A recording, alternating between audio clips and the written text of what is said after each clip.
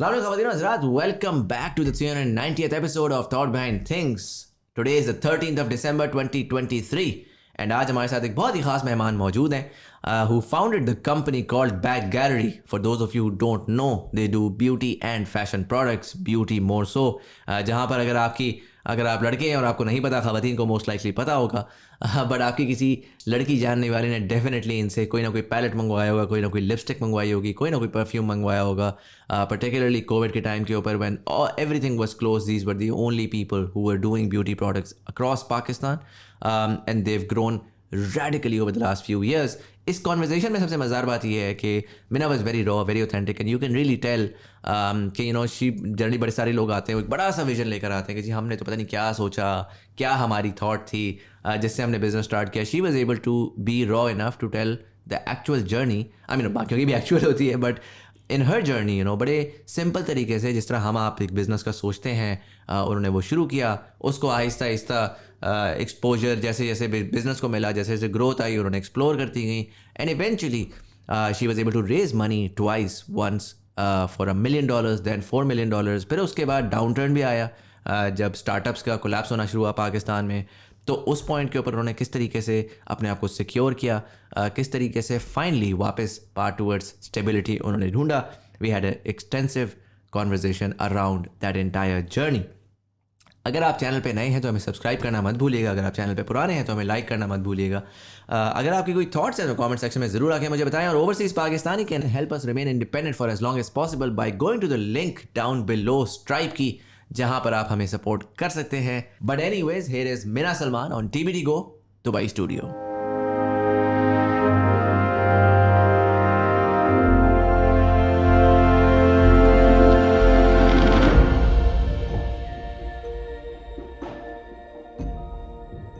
Mina, how are you?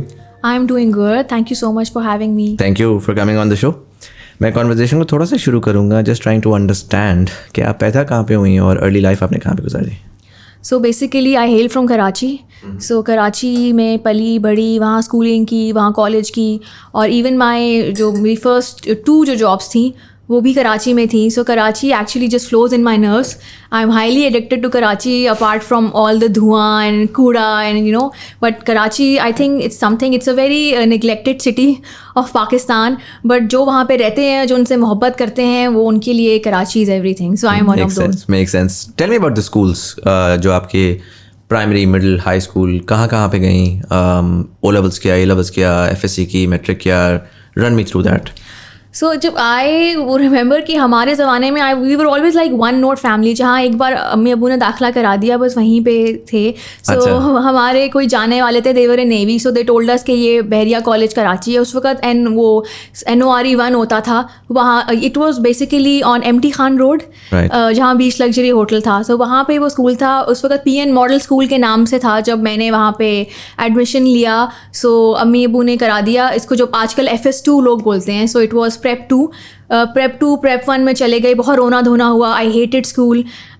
लेकिन उसके बाद फिर मुझे school, I really enjoyed doing school. I started like getting lot of awards and every year I used to be standing first in the line. So you were like a bright student. Very I hope मेरे कुछ teachers वगैरह लेकिन जो मेरे friends हैं school के, वो अभी भी they remember and they know that I was always top performer in the class. आगे बैठना.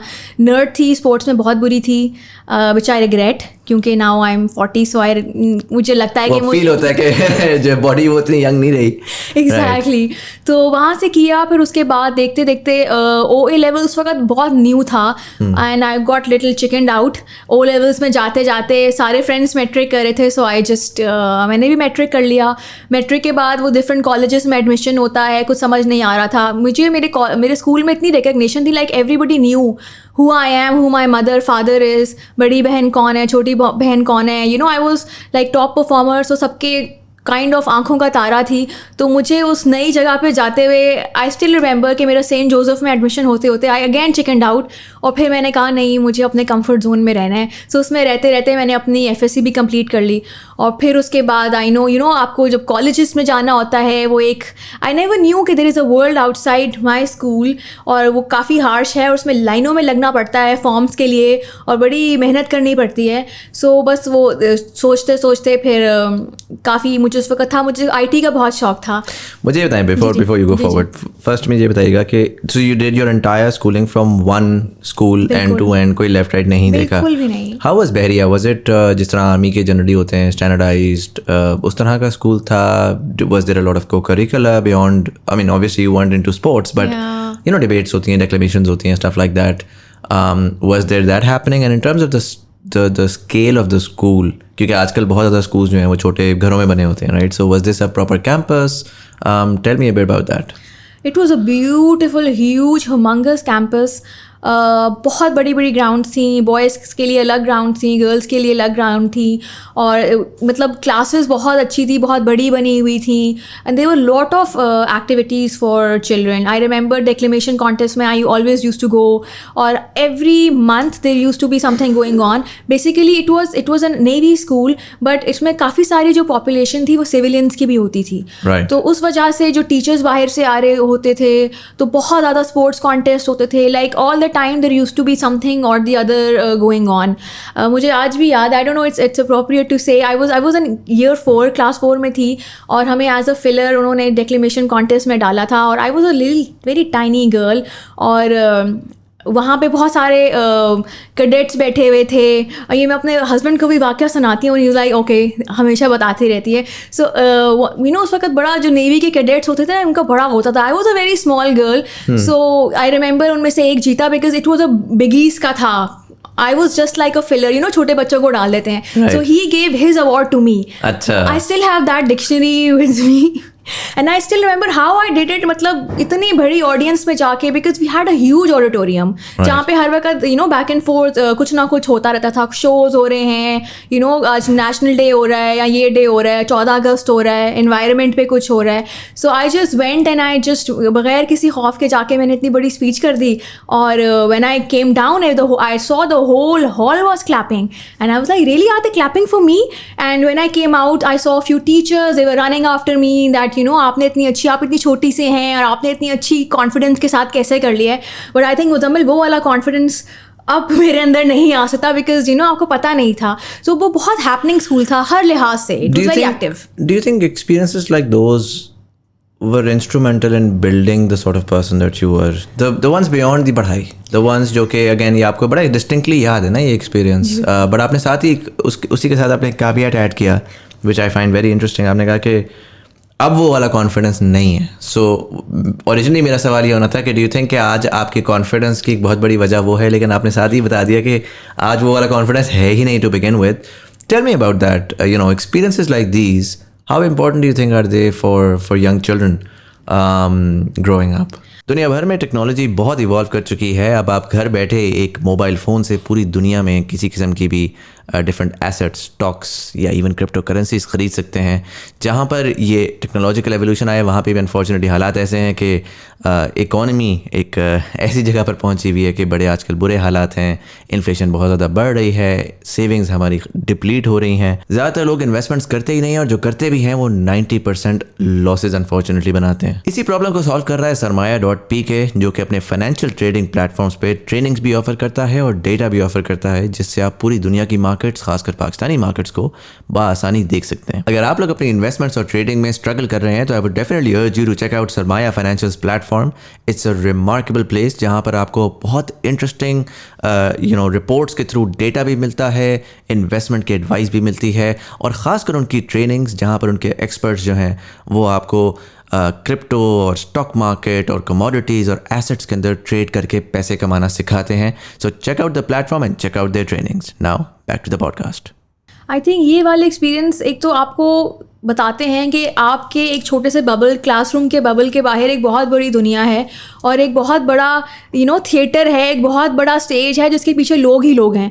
तो वो आपको जब आप उनके सामने जाते हैं एंड द फर्स्ट टाइम आप जब नज़र उठा के देखते हैं, you know you like okay this is you know सब लोग मुझे देख रहे हैं इस वक्त, और मुझे इस वक्त यू नो घबराना नहीं है, and I have to be obviously वो वाला जो कॉन्फिडेंस अब नहीं है, लेकिन वो जो एक्सपीरियंस है जब भी मैं लाइफ में फंसती हूँ या मुझे लगता है कि you know I doubt my self, वो वाला एक्सपीरियंस मुझे याद आता है कि यार आप इतनी छोटी सी थी, वो in just year 4, I don't no, मैं आई थिंक 8-9 साल की थी, एंड आई डिड दैट. जब उस वक्त ये कर लिया तो अब अब कोई डर नहीं होना चाहिए, लेकिन Why do you obviously think वो कॉन्फिडेंस चला गया? ये बड़ी आपने इंटरेस्टिंग बात की. I want to talk about that, right? कि when you're younger, more often than not, मैं अपने बेटे को देखता हूँ, 2.5 साल का है वो, और वो लिटरली दुनिया में ऐसे दंदनाता फिरता है जैसे he owns the world, right? Absolutely. But then you see adults and they're just worried about everything. They're worried about sharing their ideas. They're worried about, मतलब ऐसी बेसिक चीज़ों के ऊपर कॉन्फिडेंस आपका मिसिंग है. मैं तो कोई बहुत बड़ी बात भी नहीं कर रहा कि आप एक बहुत बड़ी ऑडियंस पे आके बहुत बड़ी सी बात करें. What happens, do you think? I think ageing. जब देखिए आई वॉज यंग, जैसे हम लोग जैसे राइड्स पे जाते हैं, मैं बहुत बिंदास होकर बगैर किसी डर के I use to go on rides. But now I have to go on a ride, I will think 3-4 times. I think जब आपके कंधों पे रिस्पॉन्सिबिलिटीज़ होती हैं, आपको लगता है कि people are you're aware that people are judging me and they're going to say something about me, and if I am sensitive, मुझे शायद ये बात अच्छी ना लगे. तो वो जब चीज़ें आपके कंधों पे बहुत सारी जिम्मेदारियाँ और बोझ पड़ते हैं, and then you like I have a family and I have a son and I have a husband and I have in-laws, so सब वो मेरे बारे में क्या सोचेंगे. So वो जब सारी चीज़ों के बारे में आप सोचते रहते हैं, so it kind of थोड़ा सा आपको डल कर देते हैं. Yeah, I think responsibilities play a huge role, Muzammil. Interesting. You're the middle child. Yeah. Right? What did your older sister do? My older sister is a stay-at-home mom also. पढ़ा हुआ क्या था उन्होंने? उन्होंने भी बैचलर्स किया था, but उनकी शादी कर दी गई. और मतलब मेजर क्या था? उनका major was marketing also. Interesting. She really enjoyed it. You on the other hand decided कि जी मैंने IT करना है. This is early 2000s, right? So this is a time जब IT as such exist नहीं करता पब्लिक में. Did you have someone around you? आपके कोई कज़न वगैरह थे जो उस वक्त IT कर रहे थे? Aspirationally, how did you come about this idea कि okay, maybe I need to pursue computer science? मुझे कोई उस वक्त एज सच एस्पायर नहीं करता था. आई यूज़ टू डू जो मुझे अच्छा लगता था. आई रिमेंबर उस ज़माने में कंप्यूटर लैब्स होती थी, शायद आप रिलेट ना कर पाओ. वो AC वाला कमरा होता था, उसमें कंप्यूटर होते थे. अक्सर जूते उतार के जानते थे, हमें बताते थे ये CPU है, ये मॉनिटर है. तब माउस भी नहीं होता था, और इसको ऐसे ऑन करते हैं, ऐसे ऑफ करते हैं. So that whole experience of going into computer lab, उसने मुझे बहुत इंस्पायर किया, और मुझे लगा कि दिस इज़ इट. और हमें गेम्स खेलने की इजाज़त मिलती थी, और डेव वाली गेम होती थी, और बहुत ही आजकल के बच्चे तो खैर उसको समझ नहीं सकेंगे कितना टाइम लगता था. सो मुझे लगा कि this is I want to do. So by the time I reached in grade 9th year में मैंने कहा कि मुझे बायो नहीं करनी. I dropped out bio. I went along with physics, maths and computer science and chem. So chemistry I wanted कि अब मुझे कुछ टेक में करना है, बिकॉज उस वक्त हमें C लैंग्वेज पढ़ानी सिखाई बाय दैट टाइम. सो मुझे वो हाई स्कूल के अंदर उन्होंने पढ़ाना. जी वो एल्गोज वगैरह वो काफ़ी मुझे I was really good at it. I loved working with coding, और वो एल्गोज बनाना, और वो फ्लो चार्ट्स बनाना. So that give me that confidence कि मैं इसमें अपना करियर कर सकती हूँ. And hats off to my parents, they didn't say anything to me. They were like आपको जो करना है आप करो. और by the time I was in grade 11 मैंने फिर केमिस्ट्री ड्रॉप करके फिर कंप्यूटर साइंस ली. So IT was always kind of it always inspired me कि टेक इज समथिंग जिसमें आगे फ्यूचर बेस करता है. Now we all are experience के it's all about tech now. Yeah, makes sense. And so you graduate, in my understanding is 2001. Yeah, right? Absolutely. And then you started applying for colleges. So tell me about that. Where did you end up going, and what was the thought process behind your applications?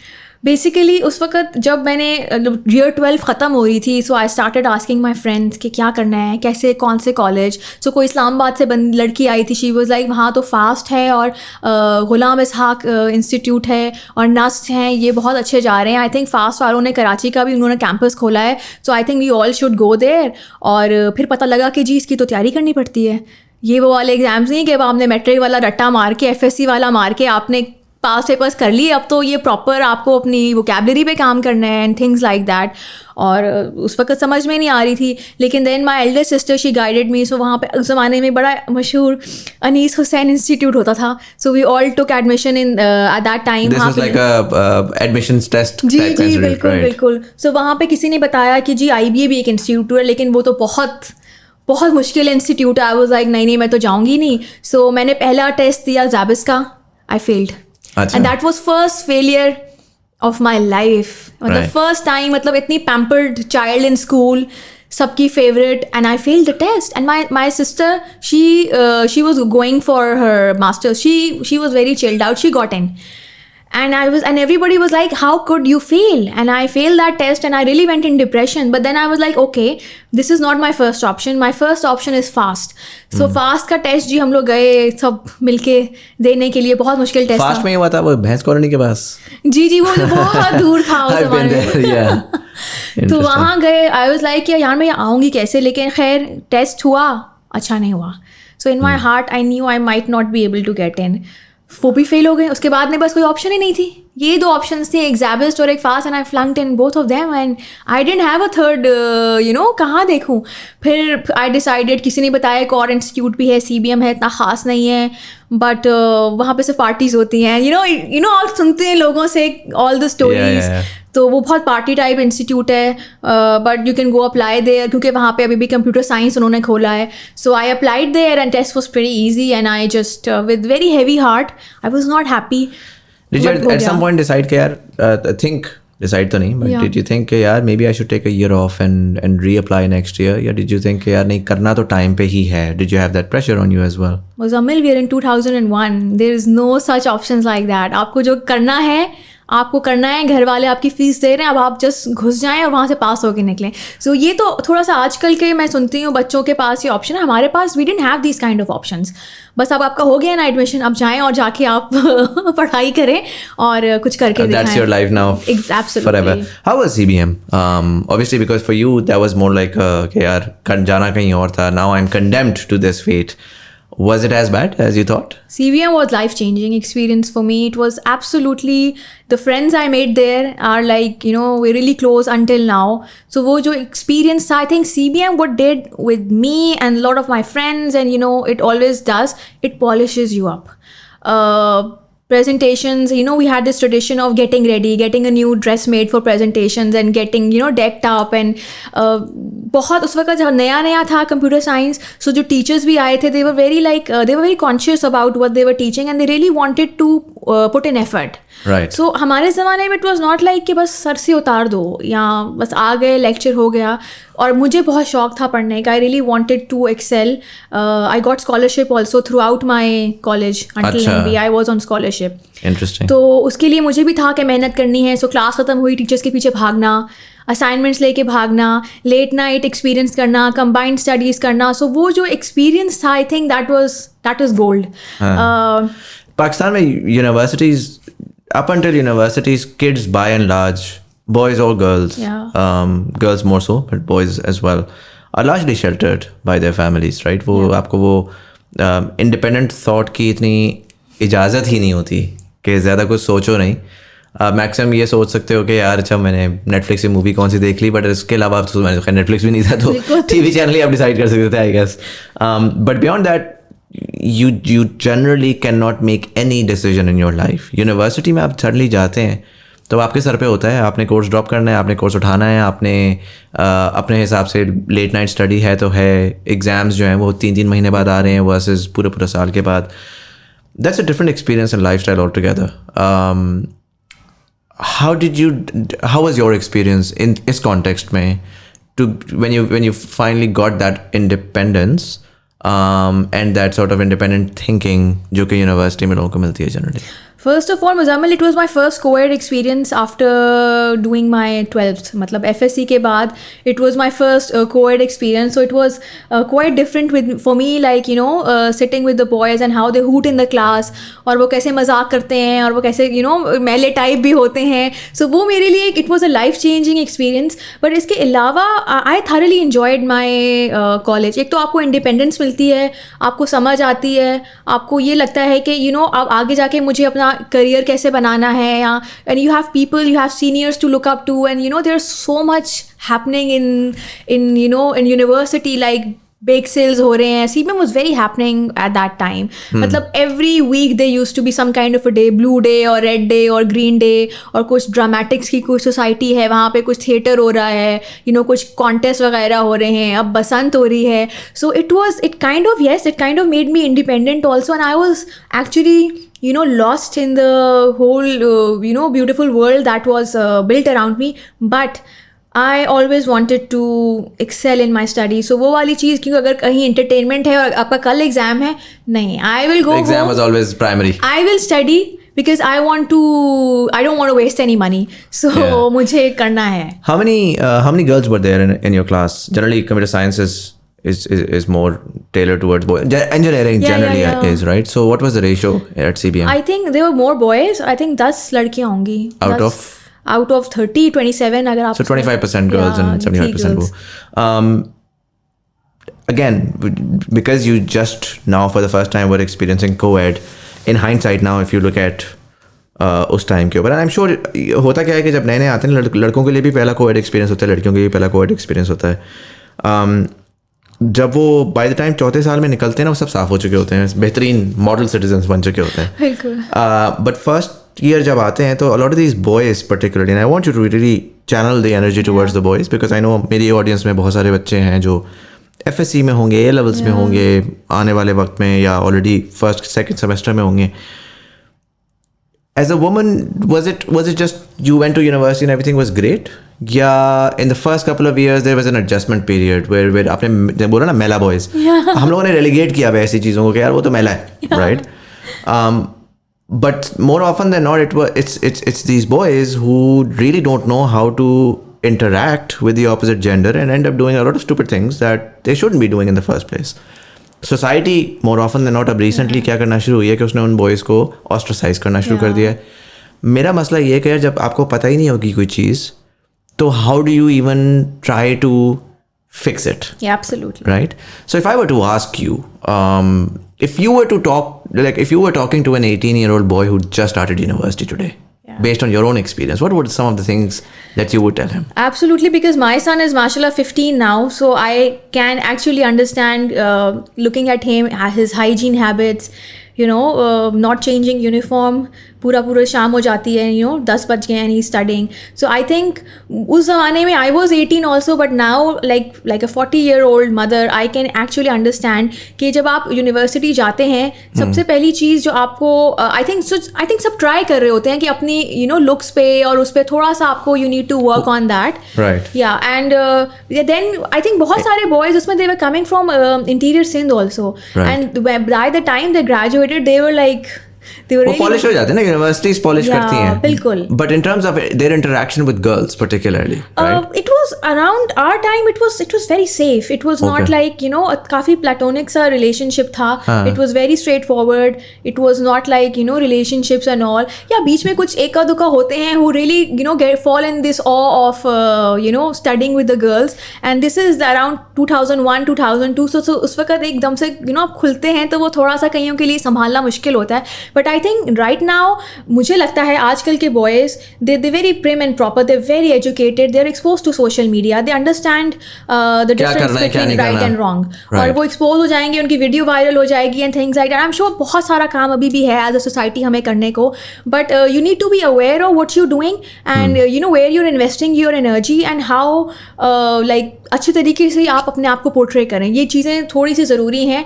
इसके अलावा I think rest अब फिर आप as के साथ learn करते हैं. आपके साथ बैड एक्सपीरियंस भी होते हैं, अच्छे भी होते हैं, but I think it's a part of the whole learning experiences. लेकिन हमारे ज़माने में उस वक्त एक ख़राब बात थी जो आपने अच्छी पॉइंट आउट की, we used to stereotype people a lot, which I see my son tells me mama no this is racist, how can you call someone like this. अगर किसी की डार्क स्किन है, लेकिन हमें इतनी अवेयरनेस नहीं थी मुजम्मिल. हमें जो सुना बड़ों से, हमारे और बड़ों ने किया भी है ना, बड़ों ने कहा रेसिस्ट नहीं होना, लेकिन वो देखो तेरा काला बेचारा है, काला रह गया. सो वो चीज़ें हमें पता ही थी, हमें अब जाके समझ में आ रही है कि ये चीज़ें गलत थी. सो हमारा एक्सपीरियंस वो वेरी वेरी रॉ, मतलब लोगों को नाम से बुलाना, मजाक उड़ाना, so it was very normal. I think you guys were largely the transitionary generation as well. You're around 7 years older than you're my brother's age. So मैं उन लोगों को देखता हूँ ना, तो वो बेचारे मैं इसमें से कहता हूँ बिकॉज वो दोनों साइडों में मार खा गए. उनको बड़ों ने भी गलत चीज़ें सिखाई और फिर उनकी अगली जनरेशन ने भी उनको बोला कि यार आप लोगों का सीन बैड है. but yeah, like that was there, like it was, and in that generation मुझे वो confusion बहुत नज़र आती है because they grew up with a certain set of values. But the world as it has evolved, those values have radically changed. बिल्कुल everything has changed. But I think हमारी generation की ये बात अच्छी है कि हम लोग अब काफ़ी adaptive हैं. So now जो चीज़ें हमारे ज़माने में it used to be a big taboo, we are okay with it. with our children, you know, it's their life, it's their choice. Yes, ये values हैं, ये आपको follow करना है, but अगर आपको decision making करनी है, for example, my son wants to go into music industry, I will not stop him. If he wants to become a photographer, I will not stop him, but I will just tell him, बेटा go get a degree. आप music की degree लो, आप photography की degree लो, आप degree लो, excel in whatever you do ना. आपने रिक्शा ड्राइव करना है ना, तो मुझे कोई इशू नहीं है, आप रिक्शा ड्राइव करो. आई एक्सपेक्ट कि 10 साल बाद तुम्हारी रिक्शे की बहुत बड़ी कंपनी होगी, right? So there is no, वो कोई भी काम अच्छा बुरा नहीं होता. I remember I was speaking to someone recently in Saudi, and you know he was telling me कि मेरा बेटा बहुत ज़्यादा जो है ना हर वक्त गाड़ियों में होता है, और उसको ट्रकों के हर वो होते हैं. मैं तो उसको बोलता हूँ कि भाई तू ट्रक ड्राइवर ही बनेगा ना. बड़ा उन्होंने इस तरह बोला कि तू ट्रक ड्राइवर बनेगा. तो मैंने उनको भी ये बोला, मैंने कहा यार, I mean this is a way to look at it. The other way is कि क्योंकि अगर उस बच्चे का इंटरेस्ट है ना, तो वो ट्रक ड्राइवरी नहीं करेगा. ट्रक ड्राइवरी is in that space, it's the bottom of the food chain work, जो कि हर स्पेस में होता है. Bottom of the food chain आप स्टार्ट कहीं ना कहीं से करते हो, बट इवेंचुअली वो हो सकता है वो कीप ट्रकिंग जैसी ट्रकिंग कंपनी बना ले पूरी. It's there is no good और bad, it's just that excel in whatever you want to do. Absolutely. And take ownership in what you're doing, right? Do you think your parents pushed you in doing things? Yeah, do you think you had fairly supportive parents in that aspect? I think उस ज़माने के लिहाज से they were very very supportive. मतलब I was allowed to choose the career of my choice. हालांकि उस वक्त doctor engineer का बहुत एक वो था, पुश होता था हमारे समय, डॉक्टर बनो या इंजीनियर बनो. BBA MBA बहुत मतलब एमी सा था, जिनका कहीं नहीं लगा वो BBA MBA करने चले गए. तो obviously they were certain values Muzammil, like 12 बजे से अगर कॉन्सर्ट 12 बजे हैं, कॉन्सर्ट शुरू नहीं हुआ, अम्मी के फ़ोन आ रहे हैं, अम्मी गाना तो सुन लेने दे. लेकिन हम लोग इतने सबमिसिव थे कि घर आ जाते थे, और इसका रिग्रेट नहीं था कि कॉन्सर्ट नहीं सुनने को मिला. मिस हो गया, मेरी तो पूरी जिंदगी जो है ना वो ट्रॉमा में गुजरेगी. नहीं, अम्मू अबू का बहुत वो था कि बेटा हम पैसे लगा रहे हैं, आप पढ़ रहे हो, आप अच्छे कर रहे हो, लेकिन ये चीज़ें हैं, ये डूज एंड डोंट्स हैं, ये आपने. I was like, my parents were very progressive but they were strict. There was a lot of sense of responsibility. Yes, absolutely. तो वो चीज़ें थी, and I was very happy to take that responsibility. I wanted to make my parents proud till this day. My mother, she sees my interviews and you know she goes on my blog, she like my things that gives me अंदर से validation. अम्मी को अच्छा लग रहा है, so it's very important. so उस ज़माने में भी यही था कि ये जो values हैं जो अम्मी अबू ने सेट किए हैं, ये चीज़ें, ये नहीं अगर 11-12 बजे आपका कट ऑफ टाइम है, चुप करके आप घर आ जाएं. right. आपने बहस नहीं करनी है. so हमारे लिए वही एक इतनी बड़ी चीज़ थी कि हमें अगर कंबाइंड स्टडीज़ पे जा रहे हैं, या हम दोस्तों के साथ लंच पे चले गए, या डिनर प्लान बन गया, it used to be a big thing for us. so वो चीज़ एक it you know, and we needed, like we learn how to value those things also. Like aajkal unfortunately children, like you know, they just, I don't have to say this, but they look at their parents like, you know, ATM machines के. like my son lost his headphones and he was like ordered on Amazon. सुबह order किया, शाम में आ गया, you know, headphones lost हो गए, कोई मसला नहीं, आप रात तक आपके पास you have a new set of headphones. So वो वाली चीज़ें हम लोग जितना भी कोशिश करें, वो इंस्टेंट रिवॉर्ड वाला जो एलिमेंट आ चुका हुआ है ना, वो उसमें वो. और आई थिंक उसी के साथ साथ there are lot of things, like जिस तरह मैं आज तक कहता हूँ कि आजकल के जनरेशन के अंदर ठहराव उस तरह का नहीं है जो कि पहले वक्त में होता था कि ओके फाइन, 2 मिनट रुको, सोचो, फिर करो. अब आपको इंस्टेंट फौरन चाहिए, you are just jumping on things. मुझे बताइएगा, so you did a computer science degree? Yeah. How were, like आपने कहा पढ़ाई में बड़ी अच्छे हैं, बड़ी अच्छी थी, but computer science की 2 sides हैं, एक academic एक practical है, right? How were you in the practical side of things? I was very bad. अच्छा. I used to see, you know, मेरी क्लास में लड़के होते थे, वो पूरा CPU ला के उसको पूरा dismantle कर देते थे, and I used to be like, oh my god.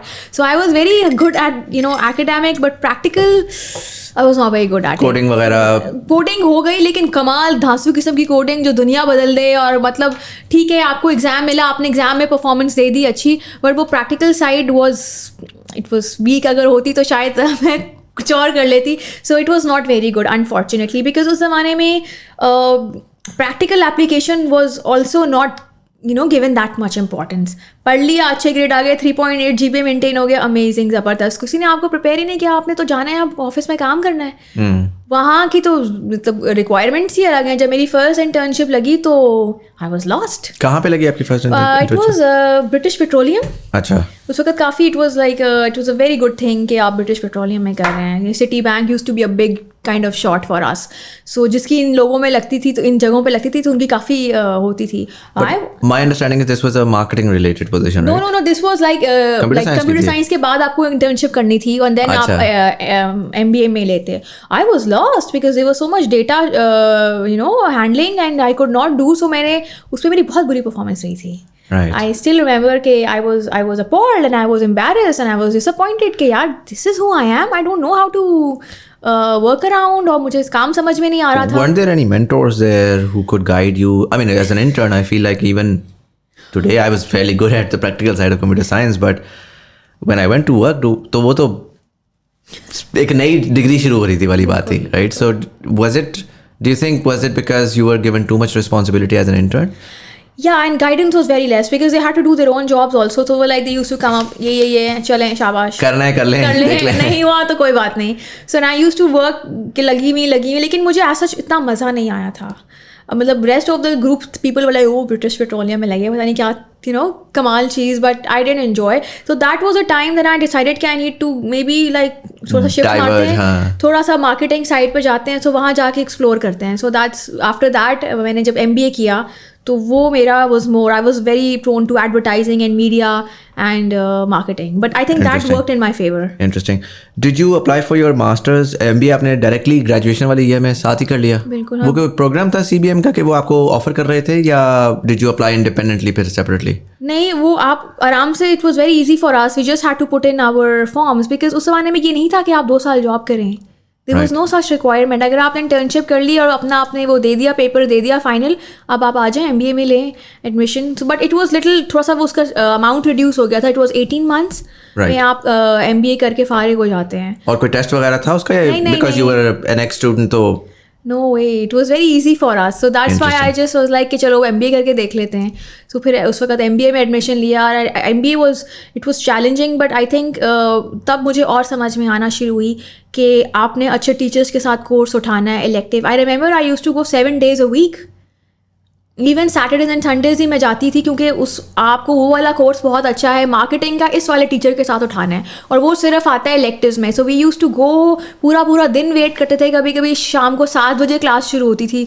So we use to go and wait because अच्छे टीचर से पढ़ना है. सो वो वाला एक element was with me, it was very much ingrained in me कि even now very out of context when I'm training with my like personal trainer, I whatever she's teaching me, I'm like यार बस सीखना है और काम करना है. I don't want to waste my time. So I think वो वाली चीज़ जो है अभी भी it's just it's engraved in me कि अब आपने ले लिया admission, now you have to make the most of it. Interesting. MBA में उन्होंने पढ़ाया क्या? Let me give you context.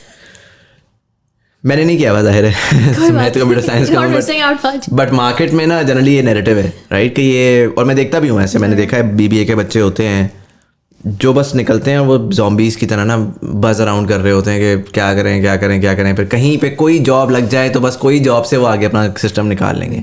Like computer science वाले को पता होता है कि उसने क्या करना है, किस स्पेस में जाना है, किस जनरल एरिया में वो परफॉर्म कर रहा होगा.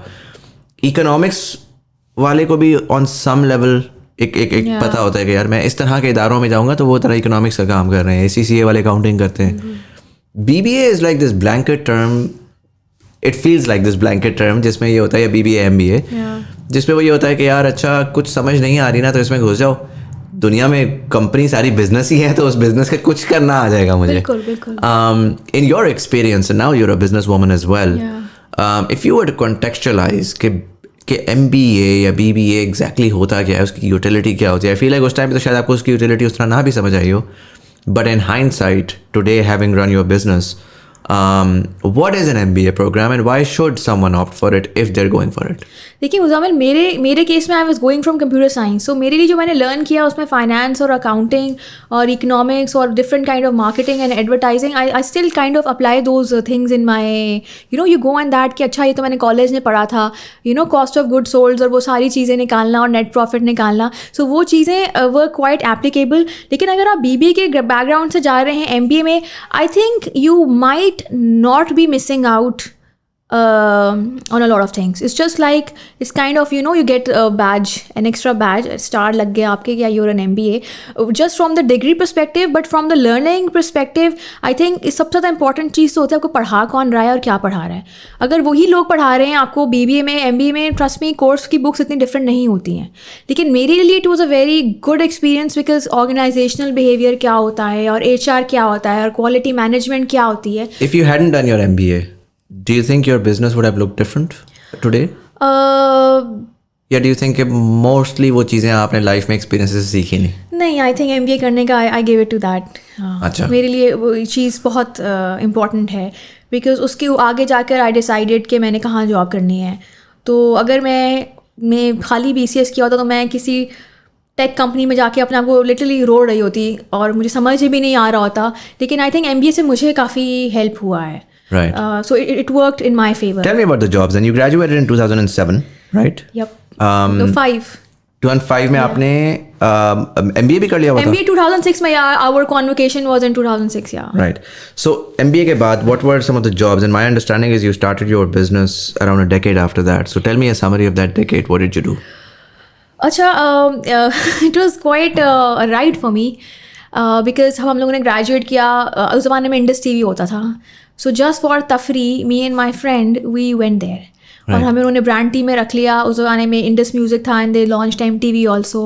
And I was in Indus TV and that was an eye-opening experience. It was a lot of fun. I met really amazing people. It was initial days for Mahira Khan also. Right. So I know her from her initial days. So what was she doing there? She came in as an internee and then she was so gorgeous कि उनको फिर VJing में डाल दिया and then she never looked back. Interesting. In her life. I didn't know that. I thought she just randomly popped in from Humsafar and the rest No. She was, ये मैं बात कर रही हूँ 2006-2007 के इनिशियल दिनों की. तब मुझे समझ में आया कि मीडिया प्लानिंग क्या होती है और कैसे चैनल्स काम करते हैं और आपको पिच करना होता है, स्पॉन्सर्स कैसे उठाने होते हैं और आप कितना ये मुश्किल काम है अपने चैनल को मेंटेन करना. लेकिन आफ्टर सर्टेन टाइम मुझे लगा कि it's not working for me. So that was at that time जब मैं चली गई Mindshare. Right. As a media planner. Group M, yes. I joined there and it was an amazing experience for me. What do they what do they do? You understand advertising कि यार वो ads बनाते हैं, वो creative का काम करते हैं. Mindshare क्या करता है जनरली? Mindshare आपको वो चीज़ बताता है कि आपने ये ऐड कहाँ प्लेस करना है. अब देखिए, ये मैं बात कर रही हूँ 2006-07 की. वहाँ पे हमारे पास print used to be a huge thing. Like print में जाना, इट वाज लाइक प्रिंट में आपका ऐड चला गया है, आपका बिलबोर्ड लग गया है, बस डबल टिक आपके लग गए. वो करना है और किस वक्त आपको ये ऐड कितने बजे प्लेस करना है. सो वो जो मेरी लर्निंग थी कि अगर ये किसी ड्रिंक का ऐड है तो उस वक्त जो खबरों वाला टाइम है या जो मॉर्निंग शो वाला टाइम है, टारगेटिंग किस तरह हो रही है, कौन सी कंज्यूमर किस टाइम पे किधर बैठा हुआ है, वो वाली सारी चीजें. रेडियो शोज हैं, रेडियो शोज पे कहाँ ये वाला रेडियो शो अच्छा चल रहा है, कौन लोग रेडियो शो सुनते हैं, किस चीज़ के बारे में बात करते हैं. अंग्रेजी में रेडियो शो है तो ज़्यादा थोड़ी पढ़ी लिखी क्लास देखती है तो आपने ये वाली चीज़ वहाँ लगानी है. एंड देन क्रिएटिवली यूज़ कि आपने फॉर एग्जाम्पल प्रिंट में अगर बच्चों का है कोई खाने पीने की कोई चीज़, मैं अब नाम नहीं ले सकती ब्रांड का, तो उसके लिए आई मेड गेम्स कि वो प्रिंट में जाएगा. बच्चे जो कर रहे होते हैं वर्ड ऑन, तो वो वाली चीज़ों में it was an experience for me. I kind of enjoyed my work. It was very like on the nerves. It's very like you working basically 24 hours. क्योंकि अगर आप घर गए हैं थक हार के 9 बज रहे हैं, क्लाइंट का फ़ोन आ गया, मेरा ऐड नहीं लगा आ रहा, प्राइम टाइम है, मेरा ऐड नहीं है, देन यू लाइक फिर आप कॉल करेंगे पीछे, ये ऐड कहाँ गया, किधर गया, नज़र क्यों नहीं आ रहा है. लाइक नज़र तो आ रहा है, मुझे मेरी टीवी पे नज़र आ रहा है, आपको नहीं दिख रहा. सो इट वाज काफ़ी हसलिंग जॉब थी और काफ़ी it was very difficult. Like, how long were you there for? I was there for a very small time because then I got married. Right. And I had to leave my job and so it was quite a like that was actually the dark space I went in for a longer time. Why? Because I had to leave my job because ज़माने में again Muzammil आजकल is very different. आजकल तो parents encourage करते हैं. Parents will like बेटा job नहीं करो. You're going in a big family. Mashallah, my sasural is huge. So, and nobody works there. Right. And so I had to, take those decisions. आपकी अम्मी अबू आपको बोल रहे थे बेटा जॉब में क्या रखा है, वही आपको पुल डाउन कर देते हैं, बेटा आप घर again which is very weird ना, पूरी ज़िंदगी अपनी बेटियों को फुल पंप किया कि बेटा इंडिपेंडेंट होना है, बेटा ये नहीं करना, बेटा वो नहीं करना, और फिर शादी के टाइम पे आके आप कंप्लीट फ्लिप मारते हो और आप भी कहते हो यार मेरा सपोर्ट सिस्टम ही मुझे सपोर्ट नहीं कर रहा, तो मैं क्या करूँ, right? So you start to second guess yourself as well. Tell me about that. So you worked till 2009? मैंने एक्चुअली 2007 के लेट एंड पे जब मेरी I think I got married in 2006 से 2007 मैंने काम किया था. अगस्त से मेरी शादी हो गई थी 2007. तो उस वक्त तक मैं सब छोड़ के घर बैठ गई. कितने अरसे घर बैठी थी? मैं बहुत अरसे, अब तक घर ही बैठी हूँ, working from home until now. Interesting. So yes. How do you think that impacted you? Do you think that tell me the feelings, you know, for someone, and by the way, just having this conversation does not mean that stay-at-home moms are absolutely. bad. It's a decision thing, right? If a woman decides that she wants to stay at home, that's her decision. Yeah, absolutely. And I fully support that. So right now I'm talking about in the context of someone who enjoyed working and who wanted to work but wasn't able to for one reason or the other. Tell me about that. What was the feeling like? It was a very depressing time for me. I got depressed. I felt useless. I mean, मैं तो शुरू से मुझे पढ़ाई internships, jobs, ये वो, और jobs ही वाली, यू नो, अब इंडस अवार्ड्स हो रहे हैं, म्यूजिक अवार्ड्स हो रहे हैं. It was very happening TV station के साथ. I remember Momina in Duraid, you know, उस वक्त नया हम टीवी आ, so you come to our office. So Unilever के साथ प्रेजेंटेशन हो रही हैं. I am handling 10 brands at a time. उस वक्त मुझे रियलाइजेशन हुई कि मुझे खाना बनाना और इन चीज़ों में तो मुझे कोई इंटरेस्ट नहीं है. I mean I can't be doing this. But then things change. My husband, he got a job in Saudi. So I was expecting my first and the only son at that time. So उस वक्त फिर आपका mindset, जब आप baby expect करते हैं और आपके पास इतनी नॉलेज नहीं होती, सोशल मीडिया नहीं है, कोई बताने वाला नहीं है, आप फिर उसी वन ट्रैक हो जाते हैं कि अब मैं तो माँ, मेरी ज़िंदगी का मकसद तो है माँ बनना. बहुत गलत सोच है दहाई. जो कि by the way, I mean my mother did a remarkable job, mashallah. We have 6 siblings, and she spent her entire life building us up, and we're all fairly successful in our own ways. But when I really look at her, I feel a little sad that she sacrificed her life. It is a sacrifice. And maybe sometimes I think maybe she didn't have to do it. It was very selfless. Yeah. It was very honorable. Yeah. But मुझे फिर ये होता है कि यार उन्होंने अपनी पूरी आइडेंटिटी ख़त्म कर दी. उनकी आइडेंटिटी सिर्फ उनके बच्चे हैं. That is all that she lived for. And so I feel like even if being a mother is probably one of the most thankless and difficult job in the world, but it's very important, you know, when my wife had our son, we had our son. तो मैं उनको भी यही बोलता था कि यार I don't care आप काम करें या ना करें. I do care कि इंडिविजुअली आप कोई अपनी लाइफ में कोई मकसद ज़रूर सेपरेटली बनाएं, क्योंकि आपकी आइडेंटिटी ना चली जाए. What are your thoughts on that? This is the way how you should live your life. Like I tell now that having, लोग सोचते हैं कि बच्चा एक औरत को कंप्लीट करता है. नहीं, बच्चा is just a part of your life. आपकी वैल्यूज़, आपका काम, आपका करियर, आपके goals, aspirations, objectives in life, what is your mission in life, ये चीज़ें एक औरत को कंप्लीट करती हैं. बच्चा and family is just a part of it. So you do your thing. आपने कर दिया रेस, एंड फिर उसके बाद बच्चे बड़े हो जाते हैं, Muzammil, then you go through mid life crisis, and then फिर आप उनकी लाइफ में इंटरफेयर करते हैं. आप उनकी, you know, you want to take over them कि शादी नहीं करो या इससे करो, यू नो. सो ये प्रॉब्लम इसीलिए होता है बिकॉज आपकी लाइफ में कुछ होता ही नहीं है. आप कहते हैं मैंने अपनी पूरी ज़िंदगी इनको दे दी, अब ये अपनी ज़िंदगी हमें दें, तो यहाँ प्रॉब्लम्स होती हैं. सो इसीलिए I went in a very dark space. I went one track. We moved in Saudi was like a black box. It was initial days were very difficult. I was a new mom. I really didn't know. I went into postpartum depression. At that time, my husband started excelling in his work, and he was star, and I was at home, and I was like, यार हमने साथ graduate किया था, मैं तुमसे पढ़ाई में बेहतर थी. My GPA was better, and I could not find the way. So कुछ पहले 3 साल इसी नोक झोंक में या इसी अपने आप को आइडेंटिफाई करते हुए ही निकल गए. But when we moved to Dubai in 2011, it was that time when things changed for me. What do you think helped you find yourself again, if I were to ask you?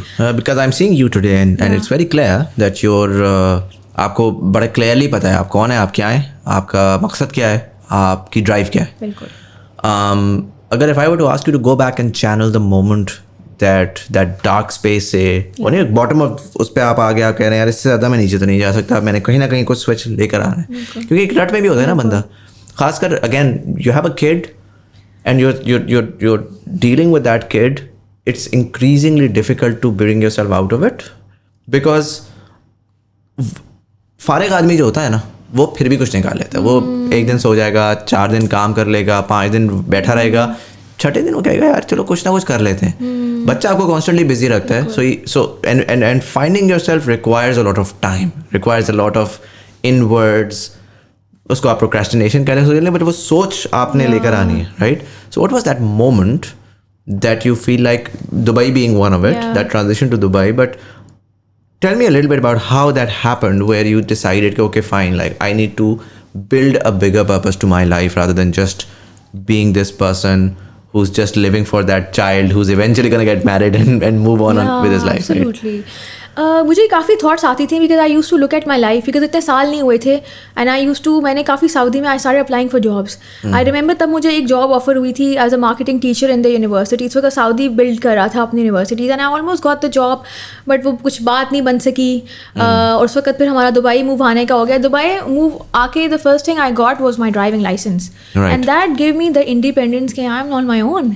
I have so much time. बच्चा school चला गया, 2 बजे उसको उठाना है, मैं बीच में क्या करूँगी? सो उस वक्त आई थिंक दैट पॉइंट कि जब मेरे पास अब टाइम है और मैंने पढ़ा है, मतलब you know I was a student in my, so that thing always kept on. वो कभी रुकी नहीं थी. ऑल्दो आप डिप्रेशन में चले जाते, वो चीज़ अभी भी कभी भी मैं फंस जाती तो मुझे वो चीज़ें रिमाइंड कराती हूँ कि you know this is who I am. So वो it was always running as a movie in my background. So उस वक्त then I desperately started looking for jobs in Dubai. और मुझे I remember I got a job as a teacher. I hated it. इतने छोटे छोटे बच्चे आपके इर्द गिर्द चैं कर रहे हैं. I was like no, I can't do it. 1 महीना मैंने जॉब की and I was like, I felt like a loser. I was like ये तो नहीं मैं कर सकती, मुझे तो नहीं मत. I remember there was a Welsh teacher and she was like you left the job without having anything in your hand, what are you gonna do? I was like I am gonna do something in beauty and fashion. And I just randomly said it and I walked out of the room. और अभी भी मुझे ये बात याद आती है कि I don't know why I said it, but this is what I am doing and I am in love with what I am doing. So उस वक्त वो डायरेक्शन नहीं थी. एंड देन फिर 9 to 5 जॉब्स मैंने देखी, लेकिन उसमें बच्चे का पिकअप टाइम है और 2 बजे है. अब हस्बैंड तो वो जॉब्स पे जा रहे हैं, वो बाहर जा रहे हैं, मुल्क से बाहर जा रहे हैं, आप घर पर हैं. So you need to find that sweet spot. तो उस वक्त तभी मैंने स्कूल की जॉब ली थी, लेकिन मुझे अच्छा नहीं लगी है. मतलब I am sorry, I am hats off to teachers who do it, kindergarten teachers, hats off to them how they do it. But मेरे लिए बच्चों का शौर मतलब रो रहा है वहाँ पे कर रहे हैं, मतलब मैं तो अपना सवाल. टेम्परामेंट होता है ना, टीचिंग इज नॉट. एक ये भी होता है पाकिस्तान में जनरली और पाकिस्तानी कम्युनिटीज में कि टीचिंग तो बस किसी को भी लगा दो, ए लेवल्स करके लगा दो. अब मसला ये है कि टीचिंग एक पूरी इंडस्ट्री है, एक पूरी स्किल सेट है, हर बंदा वो नहीं कर सकता. टेम्परामेंट की बात है. Some people just find it very very natural to be good teachers. Some people can not for the life of them. वो जितनी भी कोशिश कर लें तो वो नहीं है. Did you end up doing any other job later on? नहीं, उसके बाद देन बैग गैलरी हैपेंड. अच्छा. And then there is no looking back because you know मैं इतनी फिर अगेन लॉस्ट हो गई ना, बिकॉज देखो और फिर जॉब ली और अच्छी खासी जॉब को छोड़ दिया इसलिए क्योंकि मुझे लगा था मैं बेइंसाफ़ी कर रही हूँ, मुझे मज़ा नहीं आ रहा और ये मुझे नहीं करना. And then my husband asked me कि अब what do you like to do? I was like I really enjoy shopping. He was like okay so let's do something related to that. I was like, is that possible? And उस ज़माने में Dubai में Souq.com used to be a big thing, or it was gradually picking up. Right. Again, what year is this? This is around 2014 पे आप समझ लें. Right. क्योंकि मुझे आगे पीछे आप कर रहे हैं. अराउंड 2014 में then the idea came और he was like let's do something around that if you want to. I was like no, me business no way. हमें तो कॉलेज में सिखाया आपने MNC में जॉब करनी है. इस माइंड सेट के साथ हम ग्रेजुएट करते थे. बिजनेस का तो कोई सवाल ही पैदा नहीं होता था. Business used to be for people who have generational wealth. जिनके बाप दादा ये बिजनेस कर रहे हैं, कुछ भी काम कर रहे हैं, like the Maiman community, they're so good at it, they're pro at it. For us from working class, जिनके अम्मा बाप सबने मतलब जॉब किए हैं, हमारा तो जिंदगी का मकसद ही MNC था. I was like Salman, no, I'm not ready for that. He was like just give it a try, fail हो गए तो क्या होगा? I was like okay, then we made a plan, what do you want to sell?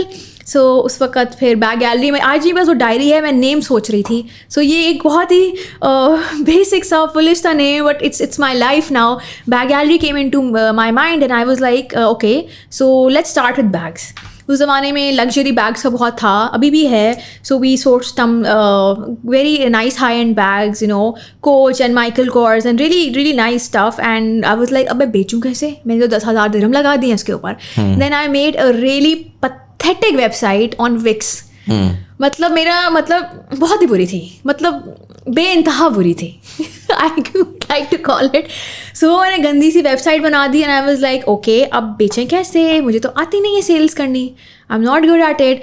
Then I was okay, I remember I did a dinner of it's very I still remember dinner हुआ. उसके बाद my husband was like, why don't you know, they always say business starts from family and friends. It's not true. अच्छा. It's not true. और ये dinner आपने family friends का क्या होता है? I was like, I have some bags, so you want to look at it, and a lot of them liked it, and few of them they were like, okay. मुझे समझ में आया, okay, this is how it worked, and I felt really embarrassed at that experience. कि you know they don't even want to look at what, you know, they're not interested in doing business with you. Friendship तक ठीक है, but इससे आगे no way. उस वक्त मुझे realize हुआ कि okay, I have to step out. फिर मैंने आहिस्ता आहिस्ता लोगों को अप्रोच करना शुरू किया. सेलिंग ग्रुप्स फेसबुक पर उस वक्त दे वर गेनिंग मोमेंटम. शी ऑप्स के नाम से एक ग्रुप होता था, अगर आपको शायद याद हो. They were really good at it. वो क्या करते थे? वो भी मार्केट प्लेस था. अच्छा. तो हम डिफरेंट लोग आके अपना बस ना आइटम्स रख रहे हैं, आइटम्स रखते थे. फिर हमने वहाँ जाके जब बेचना शुरू किया, देन आई सॉ ओके यहाँ पे तो दुनिया ही अलग है. पीपल, हम लोग जैसे बैग्स बेच, लोग तो जूते भी तो बेच सकती हूँ मैं, कपड़े भी बेच सकती हूँ, मेकअप बेच सकती हूँ मैं, बहुत चीज़ें बेच सकती हूँ. सो उस वक्त मेरे लिए it was a very good learning experience for me. And then I saw what other girls are selling and I was sourcing my products from US, UK, Europe. I remember हमने 1-2 ट्रिप्स मारे थे, जैसे you know Europe के, और वहाँ पे जो outlet malls होते हैं वहाँ से हमने चीज़ें उठाई. That was an I opening experience for But you were selling it for two Pakistani consumers. So how I were was you selling getting here also. Oh, you were selling here as well. But for the Pakistani consumer, if there were any, at that time, how were you moving the goods? जो आप ले रही थी वो तो आप यहाँ से उठा रही हैं, या आप यूरोप चली गई तो वहाँ से आपने उठा लिया और आप साथ लगेज के साथ ले आई. यहाँ से पाकिस्तान किस तरह जा रहा था वो सामान? लोगों से पूछ के कोई जा रहा है कराची. अच्छा, टोटल जुगाड़ चल रही थी.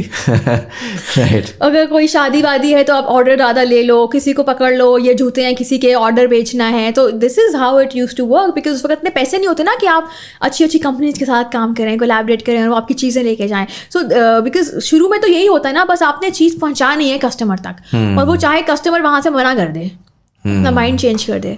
सो there is lot of pros and cons. फिर उसके बाद हमने ऑर्डर लेना शुरू किए. यहाँ पे आउटलेट मॉल है, I am just you know sharing my secrets. So वहाँ पे उस वक्त चीज़ें होती थी. So I use to take pictures, I use to post them. फिर सोशल मीडिया आहिस्ता आहिस्ता, social media काफ़ी it has played a huge role in our case. So I used to go to outlet malls, I used to make videos stories पे, and then people saw कि ये real इंसान हैं जो चीज़ें बेच रही हैं. So they used to ask me कि ये वाला दिखाएं और वो वाला बैग दिखाएं और उसके पीछे वाला बैग दिखाएं. And I used to घंटों I used to stand there, और मैं उनको जब तक मेरी डील फाइनल नहीं होती थी मैं उनके खातून के पीछे पड़ी रहती थी, बताएं इज इट फाइनल. अब उन्होंने फेसबुक मैसेंजर में किया है, अब गारंटी तो नहीं है ना, लेकिन आपने अल्लाह का नाम लेकर खरीद लिया कि यार देखी जाएगी. सो उससे आहिस्ता आहिस्ता, और सबसे important that role was I give it to Huda Kattan, because she was an influencer, और उन्होंने अपना ब्रांड लॉन्च किया था Huda Beauty, the famous Huda Beauty. Right. So उससे I mean she was so popular. First day उनकी liquid lipsticks were like sold out, and people are asking आपके पास Huda Beauty है? ना, लाइक हुदा ब्यूटी क्या होता है? फिर मैं सेफोरा पे गई and I saw and I was like okay, and you know I got this tags and they were sold out. So उससे मेकअप और यू नो फिर इन्फ्लुएंसर्स का पूरा एक दौर शुरू हुआ, जो अभी भी we are seeing the industry, they tell you how to use the products, do the makeup looks for you. So उससे देन आई थिंक काफ़ी चीज़ें गेन होना शुरू हुई. Then in 2017 my husband decided that कि बहुत हो गया, let's make it a proper business. तब हम लोगों ने टीम हायर की. हमारे एक बहुत हमारे जानने वाले हैं, is very close family member.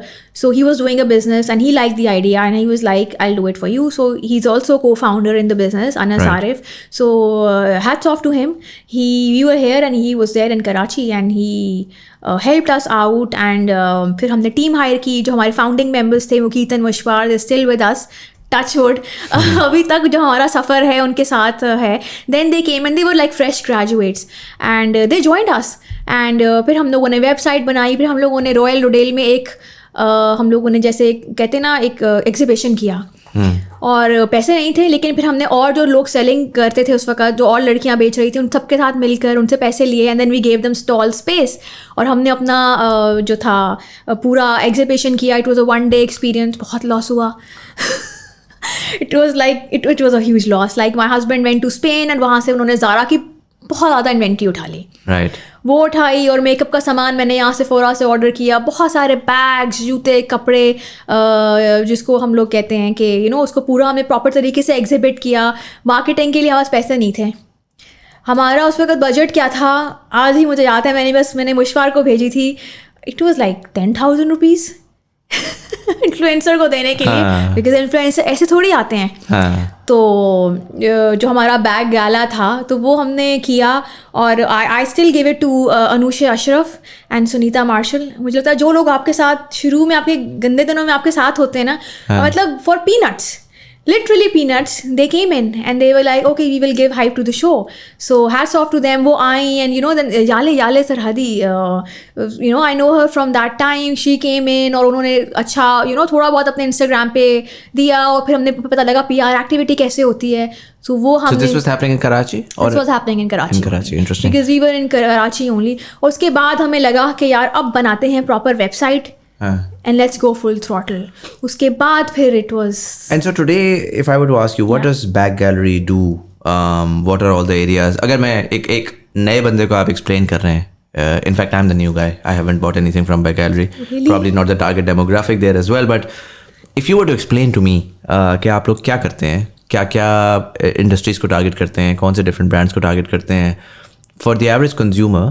और I'm not sure कि ब्यूटी एंड फैशन में मेन टारगेट हो रहे हैं नहीं हो रहे, बट अगर हो रहे हैं तो क्या what's the pitch for the consumer?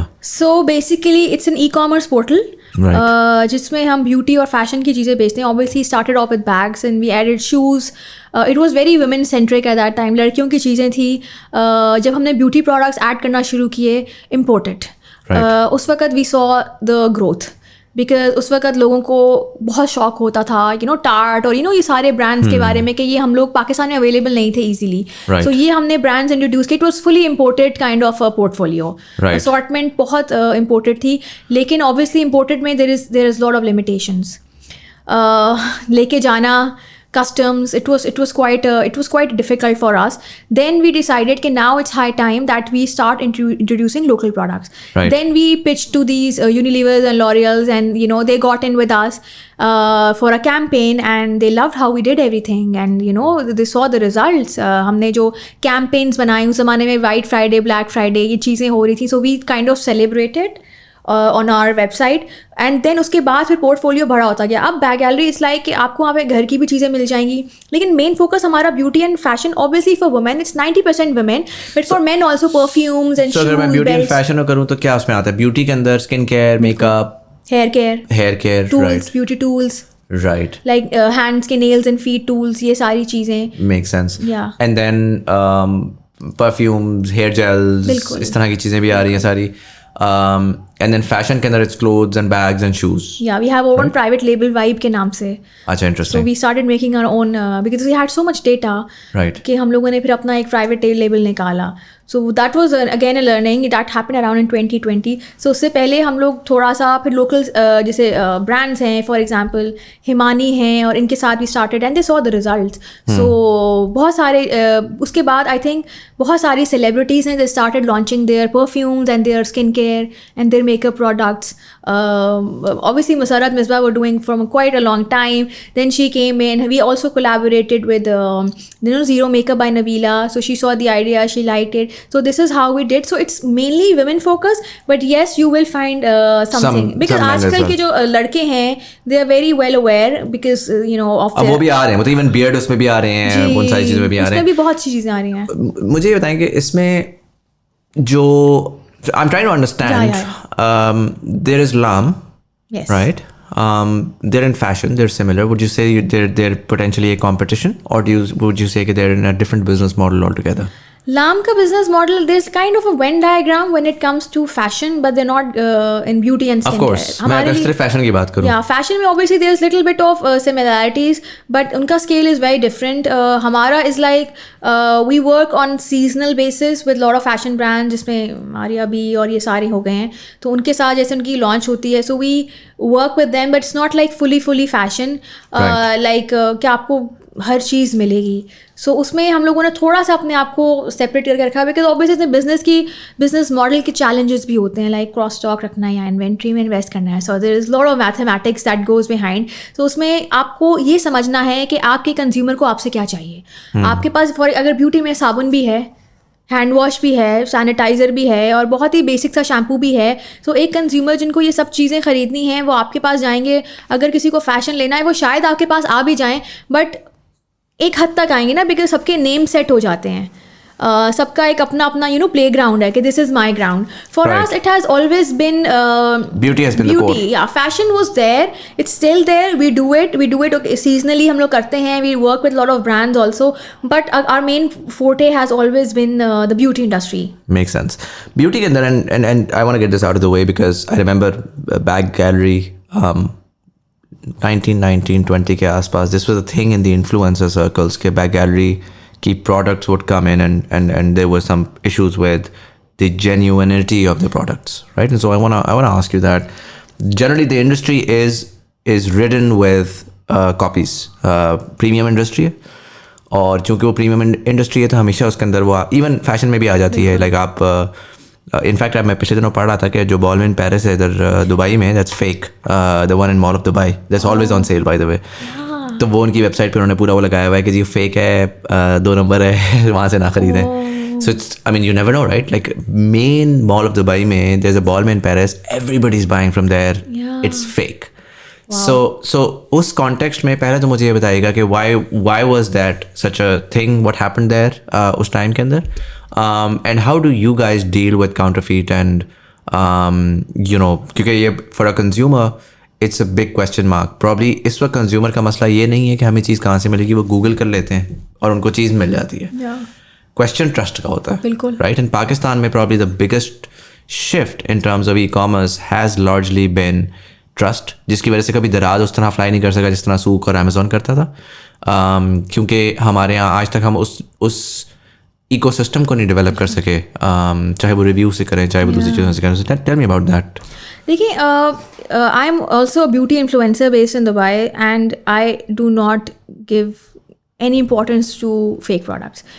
From day one fake products की तो कभी ज़िंदगी में जगह नहीं. आई रिमेंबर मैंने यहाँ पे एक टोरी बर्ड्स का बैग सोर्स किया था and I found out that was a fake bag, और वो मैं बैग बेच चुकी थी यहाँ पे किसी को. I went to their house and I told them give please take your money back, the bag is fake.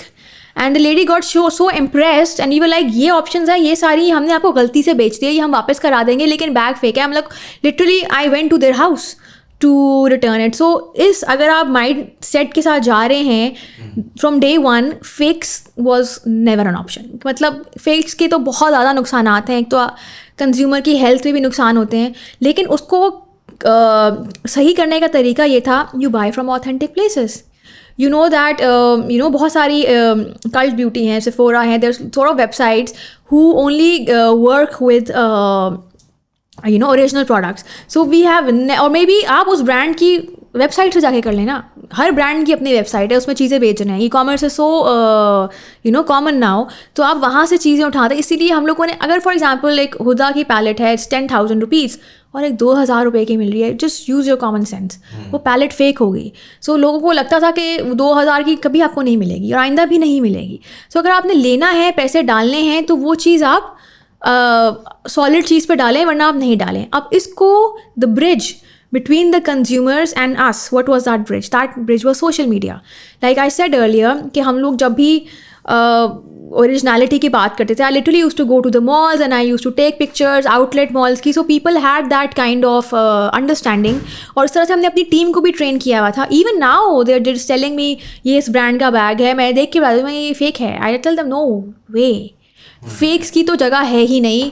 अगर कोई 4 लाख का बैग अफोर्ड कर सकता है, good for you, but 4 lakh का बैग अगर आपको 20,000 में मिल रहा है, please use your common sense. वो फेक होगा। नहीं but that's why I am saying क्योंकि हमें ना बहुत ज़्यादा फीडबैक कंज्यूमर साइड से आया कि फेक है कि सोशल मीडिया के इन्फ्लुएंसर्स को सही प्रोडक्ट्स आ रही हैं, जब ऑर्डर आ रही हैं तो फेक आ रही हैं।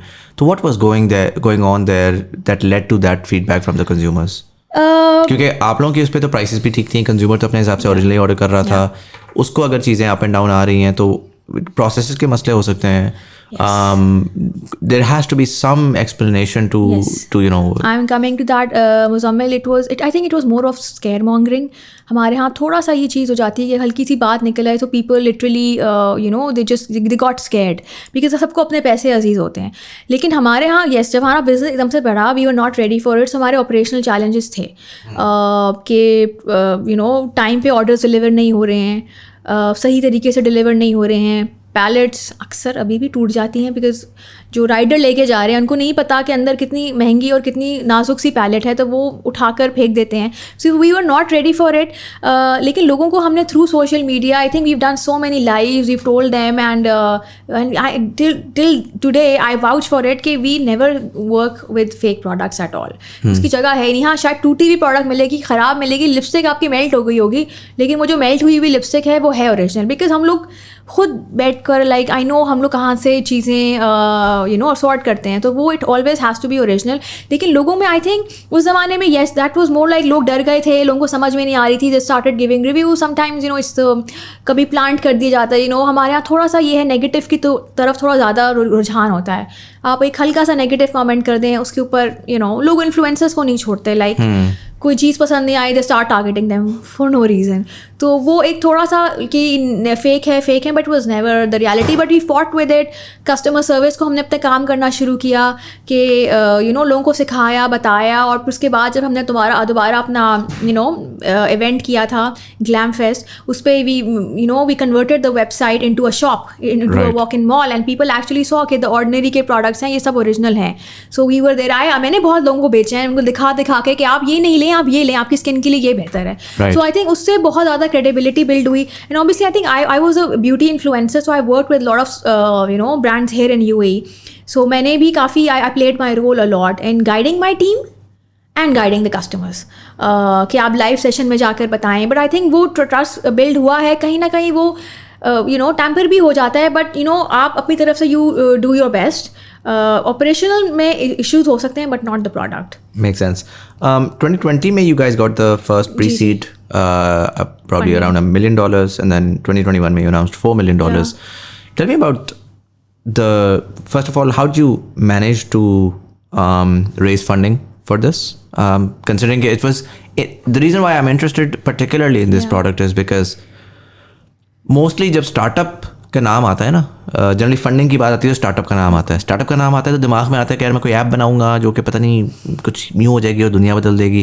This was a fairly simple idea, this was a very basic problem statement कि यार बाहर कुछ प्रोडक्ट्स हैं, लोकली सोशल मीडिया की वजह से लोग उसको कंज्यूम करना चाहते हैं, आपने वो ब्रिज कर दिया। ये लिटरली एक इस तरह के 10 ग्रोसरी स्टोर्स खुले हैं पाकिस्तान में जो कि मेडिसिन भी कर रहे हैं, कॉस्मेटिक्स भी कर रहे हैं, फैशन भी कर रहे हैं, ब्यूटी भी कर रहे हैं, आपने उसको डिजिटाइज कर दिया। और दूसरी प्रॉब्लम स्टेटमेंट ये थी कि यार so in the age of influencers people from all over the country are following them, and so they can't go to कि यार मैंने तो ये अल्फतेह से लिया है, या मैंने AD वॉटसन से लिया है, या मैंने इधर से लिया है, तो वो ऑनलाइन ऑर्डर कर सकते हैं।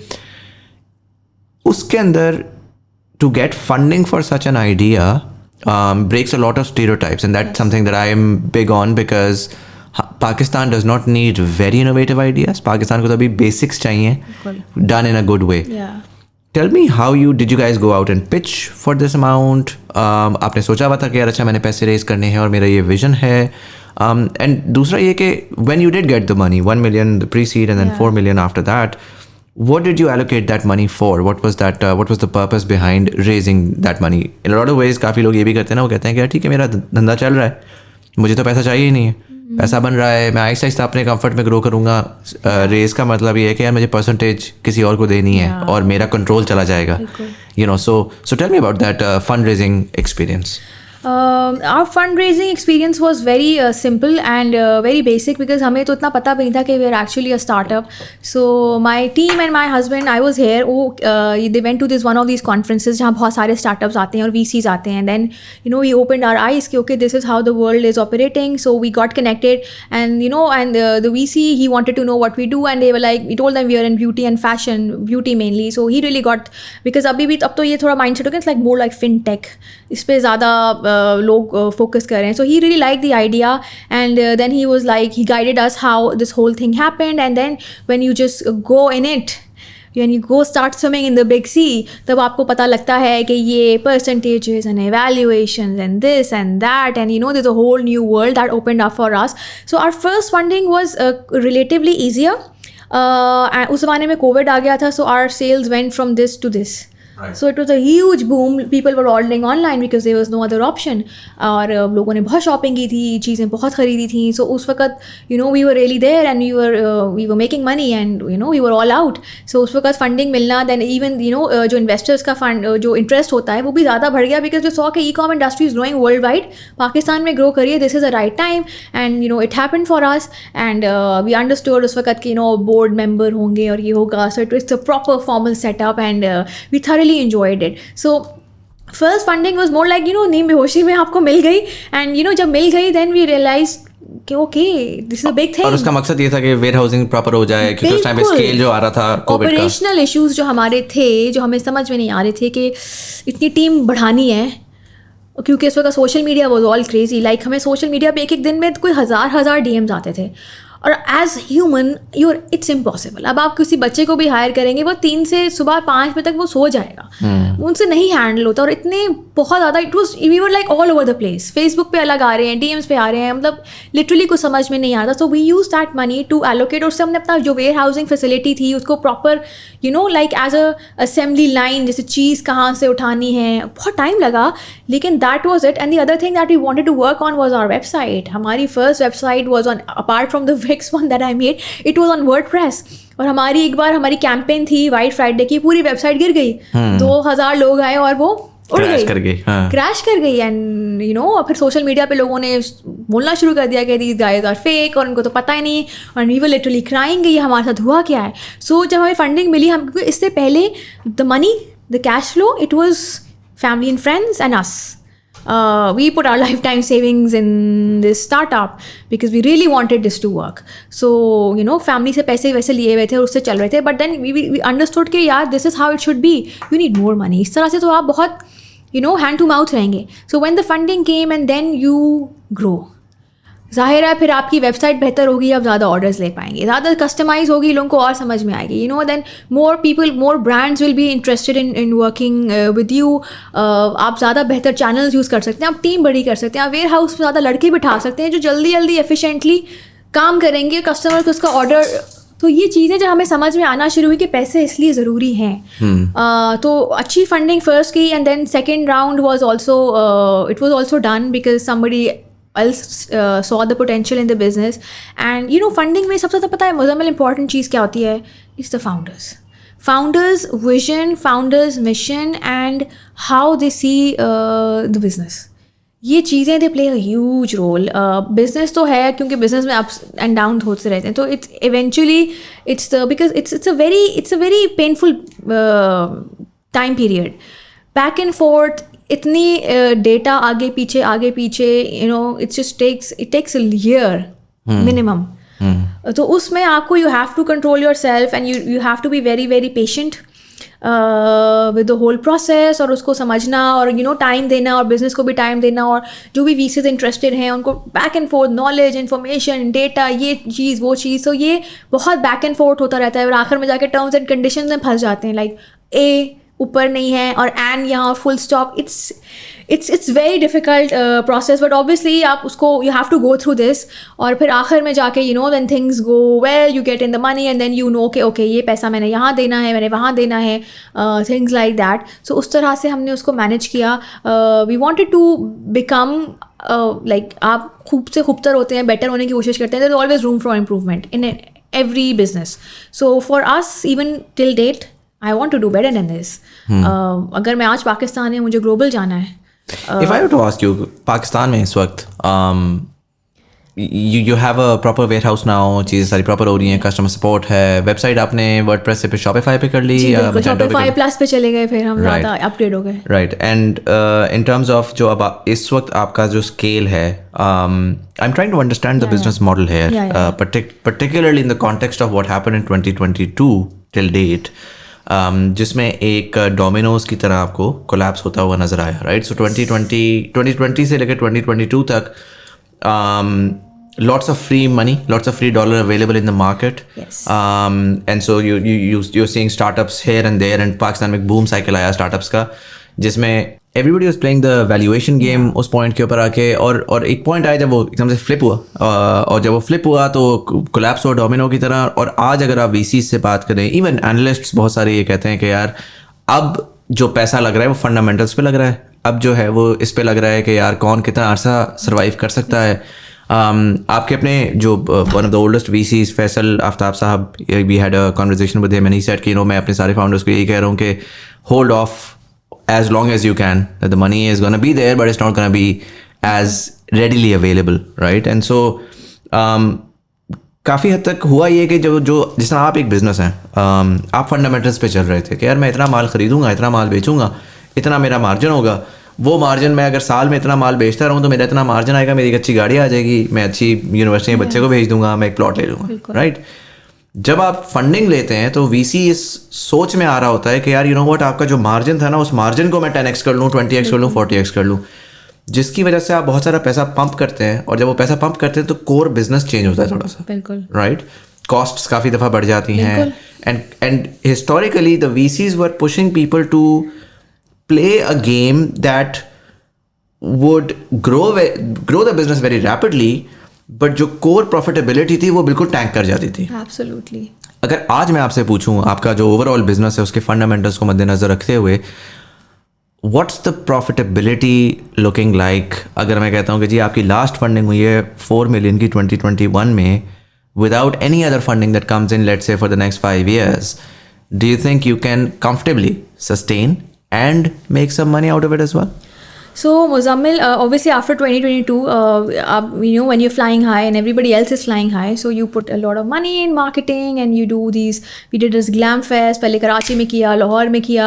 We put in a lot of money. उससे एक चीज़ अच्छी हुई कि people got to know us personally, humanly. Okay, they are humans behind this, and they saw, they experienced the product. लोगों का trust, but obviously there is a lot of money that goes behind, and burn और होता है essentially. Exactly. तो वो burn, लेकिन जब situations overall ख़राब होना शुरू हुई, लाइक इवन अगर आप कंज्यूमर के पर्सपेक्टिव से भी सोच रहे हैं, it is difficult for them two by groceries, it will not be easier for them two by skin care and makeup. आपको हैव टू सेंस कि भाई ज़रूरी क्या है, पहले फैशन कर लें या पहले खाना खा लें. सो वो डायनेमिक्स पूरे कंट्री के चेंज हुए. इकोनॉमिक कंडीशन एकदम से फ्लिप साइड कर गई. All the VCs who were interested and चीज़ें अच्छी जा रही थी. हालांकि ऑन द फ्लिप साइड पड़ोसी मुल्क में things are going amazingly well. हमारे यहाँ ऑब्वियसली इंस्टेबिलिटी की वजह से चीज़ें ख़राब होना शुरू हुई. So obviously we sat down and we changed a lot of fundamentals. So now अगर आप आज की बात करते हैं, so we are almost profitable. So we cut down a lot of excess costs. Obviously उसमें आपको टीम को निकालना पड़ता है कि लाइक पहले हर काम के लिए अलग बंदा है, अब आप रोल्स मर्ज करें, because that's the need of the hour. वो हमने किया. Like me and Salman, we had to waive our salary for some time, because our business could not afford. So we've taken all these kind of decisions जिससे कि आप अपने आप को पीछे रखें, but the business should grow and it should not stop. So we reevaluated a lot of things, our terms and conditions like credit days with the vendors, हमारी कहाँ हमारे प्रॉब्लम एरियाज हैं, कहाँ हम पैसे सेव कर सकते हैं. सो वो हमने पिछले 6 महीने में we been constantly churning and we been constantly working. और उसका नतीजा ये हुआ है कि ऑब्वियसली आई थिंक जब बबल बर्स्ट होता है तो सबके होश थोड़े ठिकाने आ जाते हैं. तो सेट करते हैं, अपने बुनियादें सेट करते हैं. तो अब हमारा focus obviously it's on the margins. Cross stock पे काम करना है, नहीं करना, किस वेंडर के साथ करना है, कैसे करना है. इवन जो हमारा प्राइवेट लेबल है वाइब फैशन, उसमें we use to produce a lot of products. तो जो फैशन में आए बनाते चले गए, इन्वेंट्री बढ़ती चली गई, सो उसको मैनेज करना कि अब जो बन गई है पहले उसको निकालो, मूव करो। हाँ, आपकी सारी चीज़ें फिर हम लोगों ने रीसेट की, so we almost close to profitability and this is how we want to move the business in the same direction कि बिजनेस खुद अपने आप को सस्टेन करे, खुद अपने आप मतलब प्रॉफिटेबिलिटी हो, खुद का पैसा कमा कर बिजनेस पे लगाया जाए इंस्टेड ऑफ जब तक things don't get better. So this is how and we been able to achieve it. काफ़ी मुश्किल था, it was very challenging, we not slept for so many nights, but अपने आप को पुश कर करके we gradually came out on that level. मुझे बताएं, for a lot of people you've had this experience. I was speaking to someone recently और उसमें मैंने उनसे यही पूछा कि यार आपका बड़ा अच्छा बिजनेस है, उनका सर्विसेज का बिजनेस है, they making a lot of money, almost $1 million a month, Pakistan में भी नहीं बेचे, बाहर एप्स वगैरह बनाकर.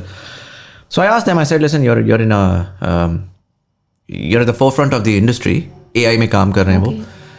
तो मैंने कहा आपका जो है वो why don't you go to a VC and क्योंकि जब मैं उनसे पूछ रहा था कि आप कंपटीशन में वो आए आपके साथ वो है, तो उसने कहा जी उनको तो बड़ा पैसा बैकड है. मैंने कहा आप भी चले जाएं, if you're doing so well theoretically you can go to a VC and get that money. And this is not just him. I've spoken to recently 3-4 different people जो कि सर्विसेज बिजनेसेस में हैं, बड़े अच्छे प्रॉफिटेबल वो हैं, लेकिन पैसा नहीं लेते. मैंने कहा जी क्यों नहीं लेते?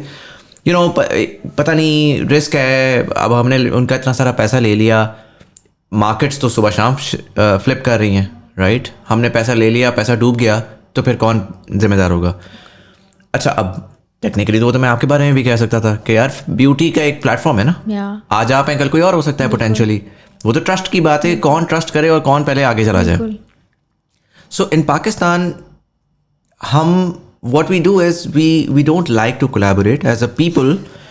We're not very good with collaboration. चाहे वो collaboration हो हमारी इस कॉन्टेक्स्ट में ना हो रही हो कि यार what, like मैं हूँ, मेरा 100% होगा, मैं किसी और को क्यों दूँ, या वो इस वजह से ना हो रही हो कि यार what, like मैं किसी के पैसे ले लूँ. शरीफ आदमी जनरली जो होते हैं वो कहते हैं यार पता नहीं पैसे ले लिए, डूब जाएंगे, फिर मेरा पूरी ज़िंदगी मेरे सर पे रहेगा कि मैंने किसी और का पैसा उड़ा दिया. आपके केस में now having taken that money, having gone through tough times as well, जब वो फ्लिप हुआ तो आपने सोचा होगा कि यार अगर ये सब तबाह हो गया तो मैंने तो $5 million किसी का लिया हुआ है, जो कि लोन तो नहीं है, तो चलो मुझे वापस नहीं करना, बट एक मॉरल टेंशन तो रहती है ना. What would you say to these people कि यार रेज करना चाहिए नहीं करना चाहिए, रिस्क एपेटाइट क्या होती है, रेज करने से ओवरऑल आपको फ़ायदा हुआ या आप एक लफड़े में ही फंस गए कि यार अपना बिजनेस होता, डाउन साइज करना था डाउन साइज कर लेते, अप साइज करना था अप साइज कर लेते, कोई पूछने वाला नहीं था, कोई टर्म शीट्स नहीं थी, किसी को दिखाना नहीं था. अब जो है जी आपने खुद तो चलना ही चलना है, आपने 15 और लोगों को भी आके बार बार कहना नहीं इट्स ओके. अब एक फाउंडर है, वो जब घर में है ना अपने हस्बैंड के साथ कह रहे हैं यार मुझे तो हालात बहुत टाइट लग रहे हैं, सीन बैड है, ठीक है. अब वो जा रहे हैं इन्वेस्टर को कह रहे हैं कि नहीं सर सब ओके होगा. बड़ा मुश्किल काम होता है, right? Because you have to wear 5 different hats for 5 different people. Employees के लिए कोई और, इन्वेस्टर के लिए कोई और, हर कोई नहीं मैनेज कर सकता, right? A lot of people they don't even realize, कहते हैं यार वाह फंडिंग हो गई, वाह तुम्हारी नेटवर्थ इतनी होगी, एक्चुअल काम तो पीछे ये है. बिल्कुल.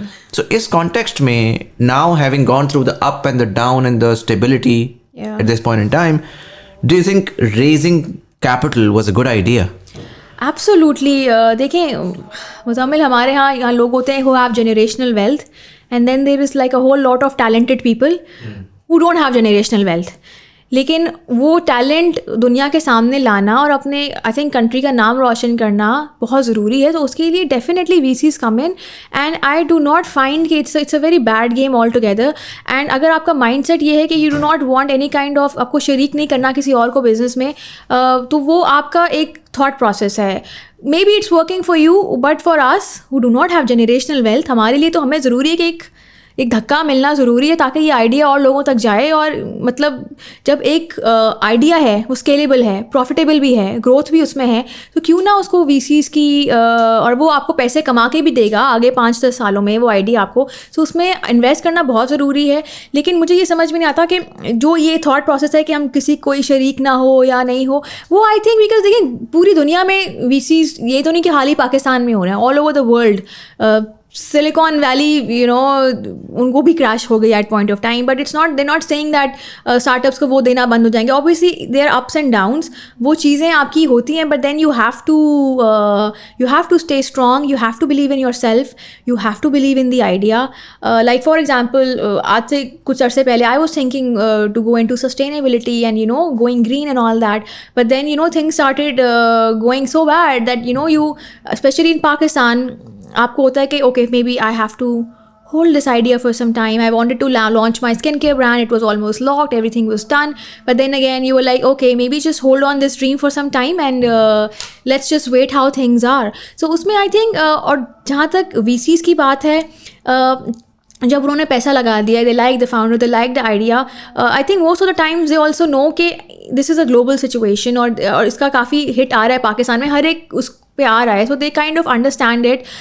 But then what helped in our case was we were very transparent. With our VCs, we had back-to-back meetings. We told them this is it. यहाँ मार खा रहे हैं, यहाँ बच जाएंगे, इतना मिल गया तो निकल जाएंगे, नहीं मिला तो डूब जाएंगे. And they pretty much bought the idea because they don't want कि वो business, कोई भी नहीं चाहता कि उसका business ख़राब हो. And end of the day, Muzammil, it's always business comes first. It's your work that comes first. आपके साथ जो भी हो रहा है, okay, it's understandable because उस business के साथ बहुत सारी और ज़िंदगियाँ जुड़ी हैं. There are people who उनका bread और butter वो है. You want to give them jobs. You want कि उनका घर चलता रहे. So उसके लिए बहुत ज़रूरी है business को sustain करना. You get these negative ideas and thoughts कि नहीं करते. But then अगर आप you always look at the bigger picture. अगर नहीं करते तो फिर वही traditional style का आप करते जिसमें कोई environment नहीं है, आप उसको proper organization बनाने में कहीं ना कहीं तो you need that kind of push.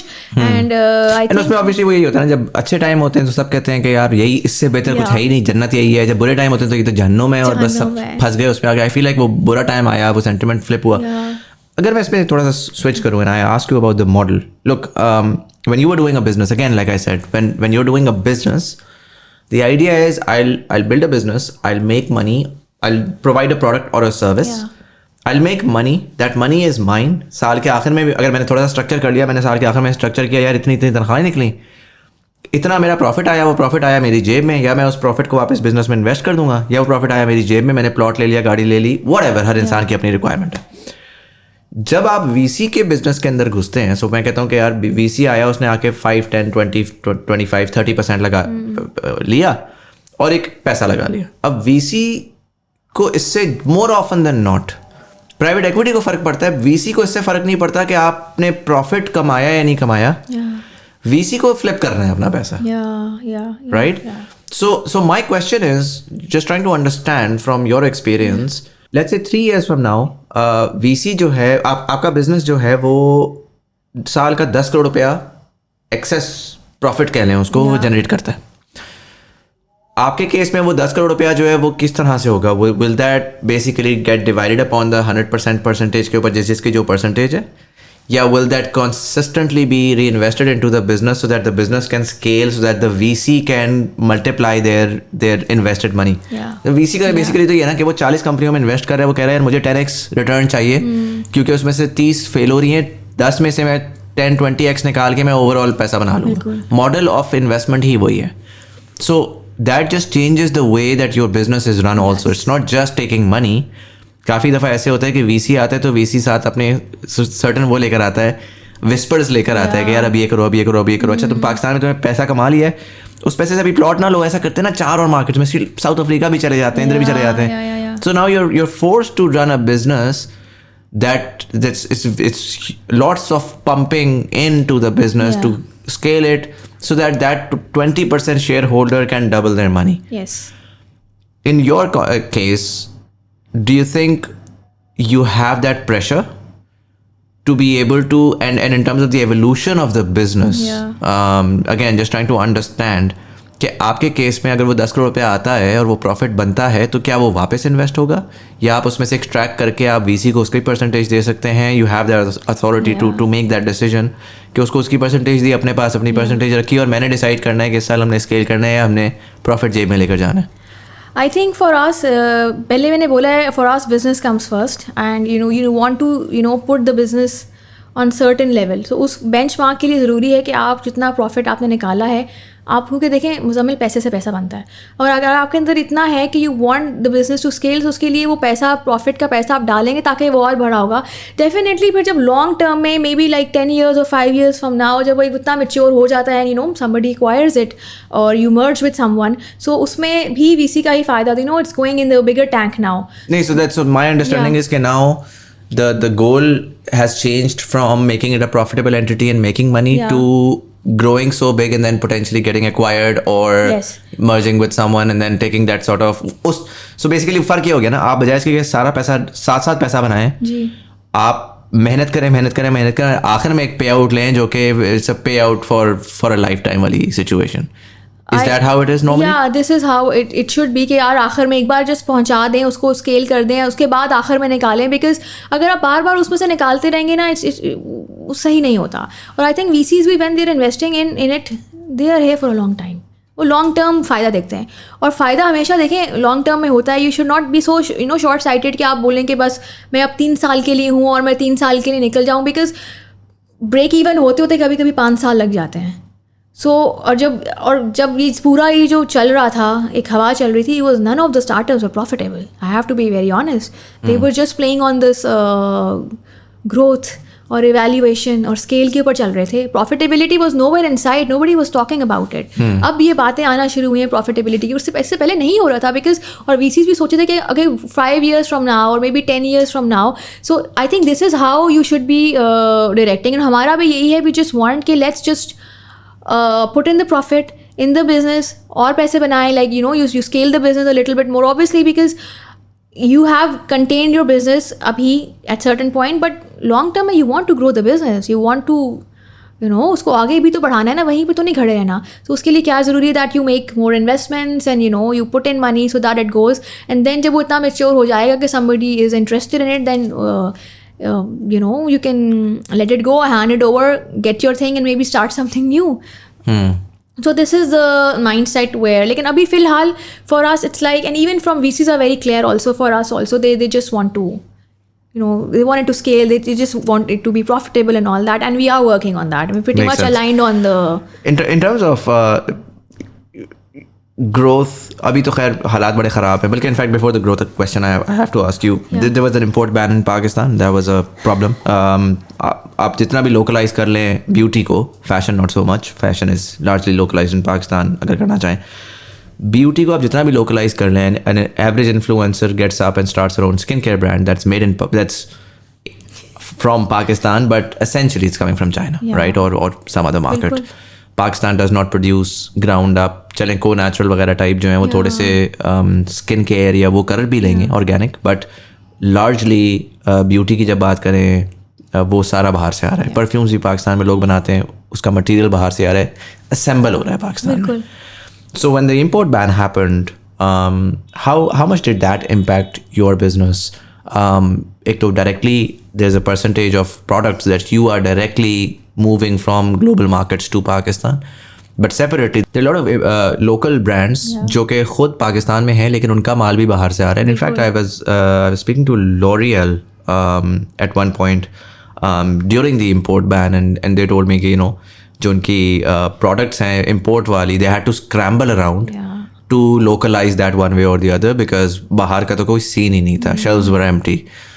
So even big sort of MNCs were facing that problem. How did that impact you guys? Yes, there was a crunch. It would be very wrong to say कि it didn't impact us. Obviously, it was a huge impact on us. So फिर उसके बाद फिर हम लोगों ने और local vendors के साथ, obviously जिसके पास जो था and they wanted to sell that. So आप थोड़ा सा और searching करते हो, you go a little bit Jin products साथ आप नहीं करना चाह रहे होते हो. So you have to change your strategy a little bit. Exactly. So उस वक्त हमें यही लगा कि जो इन्वेंट्री है वेयर हाउस में, लेट्स जस्ट सेल दैट और उसके बाद देखी जाएगी. लेकिन येस, इट इम्पैक्टेड अस. हमारा काफ़ी सारा स्टॉक स्टक हो गया था. We were not being able to send it. और इस तरह से इवन अगर आप कोई कपड़ा बनाने वाली हैं, आपका कपड़ा का धागा या आपकी जो चीज़ें बाहर से आती हैं या आप उसमें फंस जाते हैं, कोई ना कोई चीज़ फंसी हुई थी. किसकी, even like my cousins who are in the surgical instruments, उनकी काफ़ी सारी चीज़ें उनकी फंसी हुई थी. So it was impacting everyone, and at that point of time you have to hold on to yourself and see what you can do with it. और जो लोकल हैं, वेंडर्स हैं, मे बी फैशन ब्रांड्स हैं, उनके साथ अब ज़्यादा काम करें till this thing gets over. And अभी भी it's not very much, you know, इतना भी फ्लो ही नहीं हुआ. There are few gaps but we are trying to find our way. लेकिन अब हमारा ये भी है कि we want more and more portfolio पे, we want more local brands and locally made products from Pakistan. We want to be, वैसे भी ग्लोबल कॉन्टेक्स्ट ही चेंज हो रहा है, यू नो, आजकल के हालात में हाउ थिंग्स आर. सो उसमें people are getting more and more aware. They don't want to, you know, there's a lot of politics there as well. They want to connect with some brands, they don't want to connect with some brands, so उसमें वो भी so changes आ रही उसके लिए भी we are thinking that it's better if you know have products made in Pakistan, चाहे China से local हो रहे हो सोर्स, तो आप वो जो ज़्यादा बेहतर है कि आप करें. So imported was very big for us in the beginning, but then with time it was 50-50, then it became like 25-75, so it's like more or less like 20. It's more like अभी भी काफ़ी हम लोग local brands के साथ ही कोशिश कर रहे हैं. And there are so many new brands coming up every other day, so we're trying to get them and you know, sell on our website. In terms of order size, अभी recovery होना शुरू हुई है या अभी भी slump market चल रही है? Yes, it got better. This month was good. So Right. finally you hit that sweet spot जो आपने प्लान किया होता है. So alhamdulillah things are getting better. एक टाइम था obviously सबका you know नीचे जा रहा था, and we were there. So but then again Muzammil, it's very important to, you know, you look at the bigger picture again and again कि okay अभी थोड़ा है, लेकिन let's revise our strategies. You know, do something that you can do, you know, जैसे आप influencer marketing के पहले बहुत ज़्यादा पैसे लगाते हैं, एंड देन वन पॉइंट आप नहीं लगा सकते, एंड इट्स ओके. सो आप अपने एंड से क्या कर सकते हैं, हमने हमारा like we have a good you know handle, social media handle. So उस पर वी स्टार्टेड डूइंग थिंग्स जो फ्री ऑफ कॉस्ट था. ऑफिस की लड़कियाँ they make reels and all, you know, it comes as their you know job. So they do that. जो आप content बनवा रहे होते हैं लोगों से, आप वो खुद इन हाउस बनाना शुरू करते हैं. पहले आपने वीडियोग्राफर्स भी हायर किए होते हैं, आपने फोटोग्राफर्स भी हायर किए होते हैं, आपने स्टूडियो बनाया होता है, यू नो. सो वो चीज़ें आपको थोड़ी सी रैप अप करके, एंड यू नो कि अब यहाँ अच्छी लाइट आ रही है, बस यहीं खड़े हो जाते हैं. Let's just quickly do this kind of things. In fact I just want to say, you know, that reel that's going viral looking like a wow, that lady is standing in her दुकान only, and you no कोई उनका वो नहीं है, लेकिन social commerce है. That's 10 out of 10 social commerce is absolutely. So आप phenomenal. फिर एक जो सोच रहे होते हैं ना अपना दिमाग के, आप कहते हैं यार अब मैं कैसे इसको कॉस्ट को रिड्यूस करूँ. सो इन चीज़ों पे फिर हम लोगों ने काफ़ी फोकस करना शुरू किया. और ऑब्वियसली जब आप कहते हैं ओन ब्रांड के साथ तो मैं काम नहीं करूँगा, देन यू लाइक ओके, फिर आप अपने B2B मॉडल्स के ऊपर काम करना शुरू करते हैं. There lot of people out there B2B model में, it's quite doing good also. So tell me about, I mean, मेरा next question probably यही था कि what's the 5-year outlook in terms of vision for Bag Gallery? We know that this is a beauty and fashion platform as of now. But and I'm sure के दरमियान में visions थे जो कि थोड़े से कुछ अरसे पहले downsize हुए हैं. But what's the North Star here? Is it to be a bigger platform, the same thing but just scale should be bigger, or are you looking to you know, होता है ना कि vertically integrate करना है या मैंने horizontally expand करना है. You mentioned कि जी आपने white label at some point start किया, तो you know data allows for you to, एक चीज़ आपने कर ली, आप 4 चीज़ें और भी कर सकते हो potentially. So if I were to ask you, what's the long-term vision here in terms of growth? So growth, just to put it in a very like small words, like profitable growth that does not hamper you know a lot, जो business को hurt नहीं करे. आप जो काम कर रहे हैं, आप पहले आप मार्जिन्स को दबा देते हैं कि यार as long as growth is coming up now. No margins रखना ज़रूरी है, and only then you are going to be profitable. The second thing is, जैसे हम लोग, जैसे हमारा प्राइवेट लेबल था, उसको वी वर लाइक अब ग्लासेस भी डाल दो, बेल्ट्स भी डाल दो, जूते भी डाल दो, सॉक्स भी डाल दो. But now we like no, वो चीज़ डालो जो लोग ख़रीदना चाहते हैं, जिसका कंज्यूमर के साथ कनेक्शन है. So you just can not become ASOS और something so quickly, it takes a lot of time. So बहुत जैसे माइंडफुल इन्वेस्टमेंट्स, लाइक अगर आप स्टॉक में इन्वेस्टमेंट कर रहे हैं, it has to be very mindful, जिससे ओवरऑल जैसे बिजनेस को कहीं हिट ना पड़े, and you know eventually you become profitable. And then maybe 5 years down the road, or maybe very soon, you know, you can merge in with someone who likes your platform, and you know who's a bigger fish in the tank, and then you collaborate with them, because I love the concept of collaboration. I don't believe in competition, there's always collaboration. But हमारे यहाँ people just they're very scared. Merging opportunities में what do you think in Pakistan? You're a brand Like out आप of किसी और Pakistan. startups के साथ आप you can you can join hands with them and you can Marketplaces potentially. marketplaces, you can merge the websites, you can आप apps को merge कर सकते, बहुत सारे collaborations हुए हैं internationally. हमारे यहाँ भी competition के ऊपर लोग ज़्यादा focus करते हैं because I think when two good things combine, great things happen. I think वही वाली बात है ना, इसमें कुछ business fundamentals भी हैं. Generally down market के अंदर mergers happen much more easily. But my question is, if you were to look at KR potentially, what would be an interesting merger? So in this case, because you are a platform and there are marketplaces like Daraz, for example, right? अगर कोई आके acquire करता है, merger is one way to look at it. Acquisition is another altogether. Do you think you would look at it seriously कि यार कौन है जो कर रहा है और वो इसके साथ exactly करेगा क्या? Are they interested in the infrastructure? Are they interested in the brand equity? Or are they interested in the business itself? क्योंकि काफ़ी दफ़ा आता है बड़ी फिश आती है और वो आके ना सारी स्किन उतार के सिर्फ हड्डियाँ ले जाती है कि यार मुझे तो बस वही उसमें इंटरेस्ट था. So do you think कि for example let's say एक marketplace आती है और वो आके कहती है कि you know what, like we're going towards the fashion route and we want to acquire you guys. Do you think you'd be open to having that conversation considering कि उनका model is entirely different? So Bag Gallery potentially will come much lower क्योंकि वो तो एक बड़ा brand है, उस बड़े ब्रांड के नीचे मार्केटप्लेस है, बहुत सारी चीज़ें हैं. So you might just take one aspect of it but you know it get dissolved in the bigger picture. देखिए again whatever we do it will be first of all you know आपकी जो है ना चीज़ें in line होनी चाहिए. जो भी अगर whoever is running the show from the other end उनके साथ आपकी विजन अलाइन होना चाहिए. what do they think about the business and हमारे बिजनेस के obviously there some you know आपकी अच्छी चीज़ें भी होती हैं, कुछ बुरी भी चीज़ें होती हैं. सो अकॉर्डिंग टू मी अगर अच्छी आप हमारी अच्छी ले लें, अपनी अच्छी दे दें and then we can join hands and so ये सबसे ज़्यादा आपके विजन्स अलाइन होना बहुत ज़रूरी है. एंड देन यू नो आप as a founder I do not have the ego because if I think if it goes with someone और ये वहाँ जाकर और अच्छी तरीके से ब्लूम करेगा then why not. You just go with the flow. It will be good for the people who are working in the company. You know, they might go in the bigger company. So ये चीज़ें बहुत ज़रूरी हैं. Obviously, they will pick up your good things. For example आपकी strategies क्या हैं, आप जो भी आपकी चीज़ें अच्छी हैं. Maybe brand we are very big brand now like beauty and fashion में we are quite you know household name. Right. Basically, I started from my couch to becoming a household name.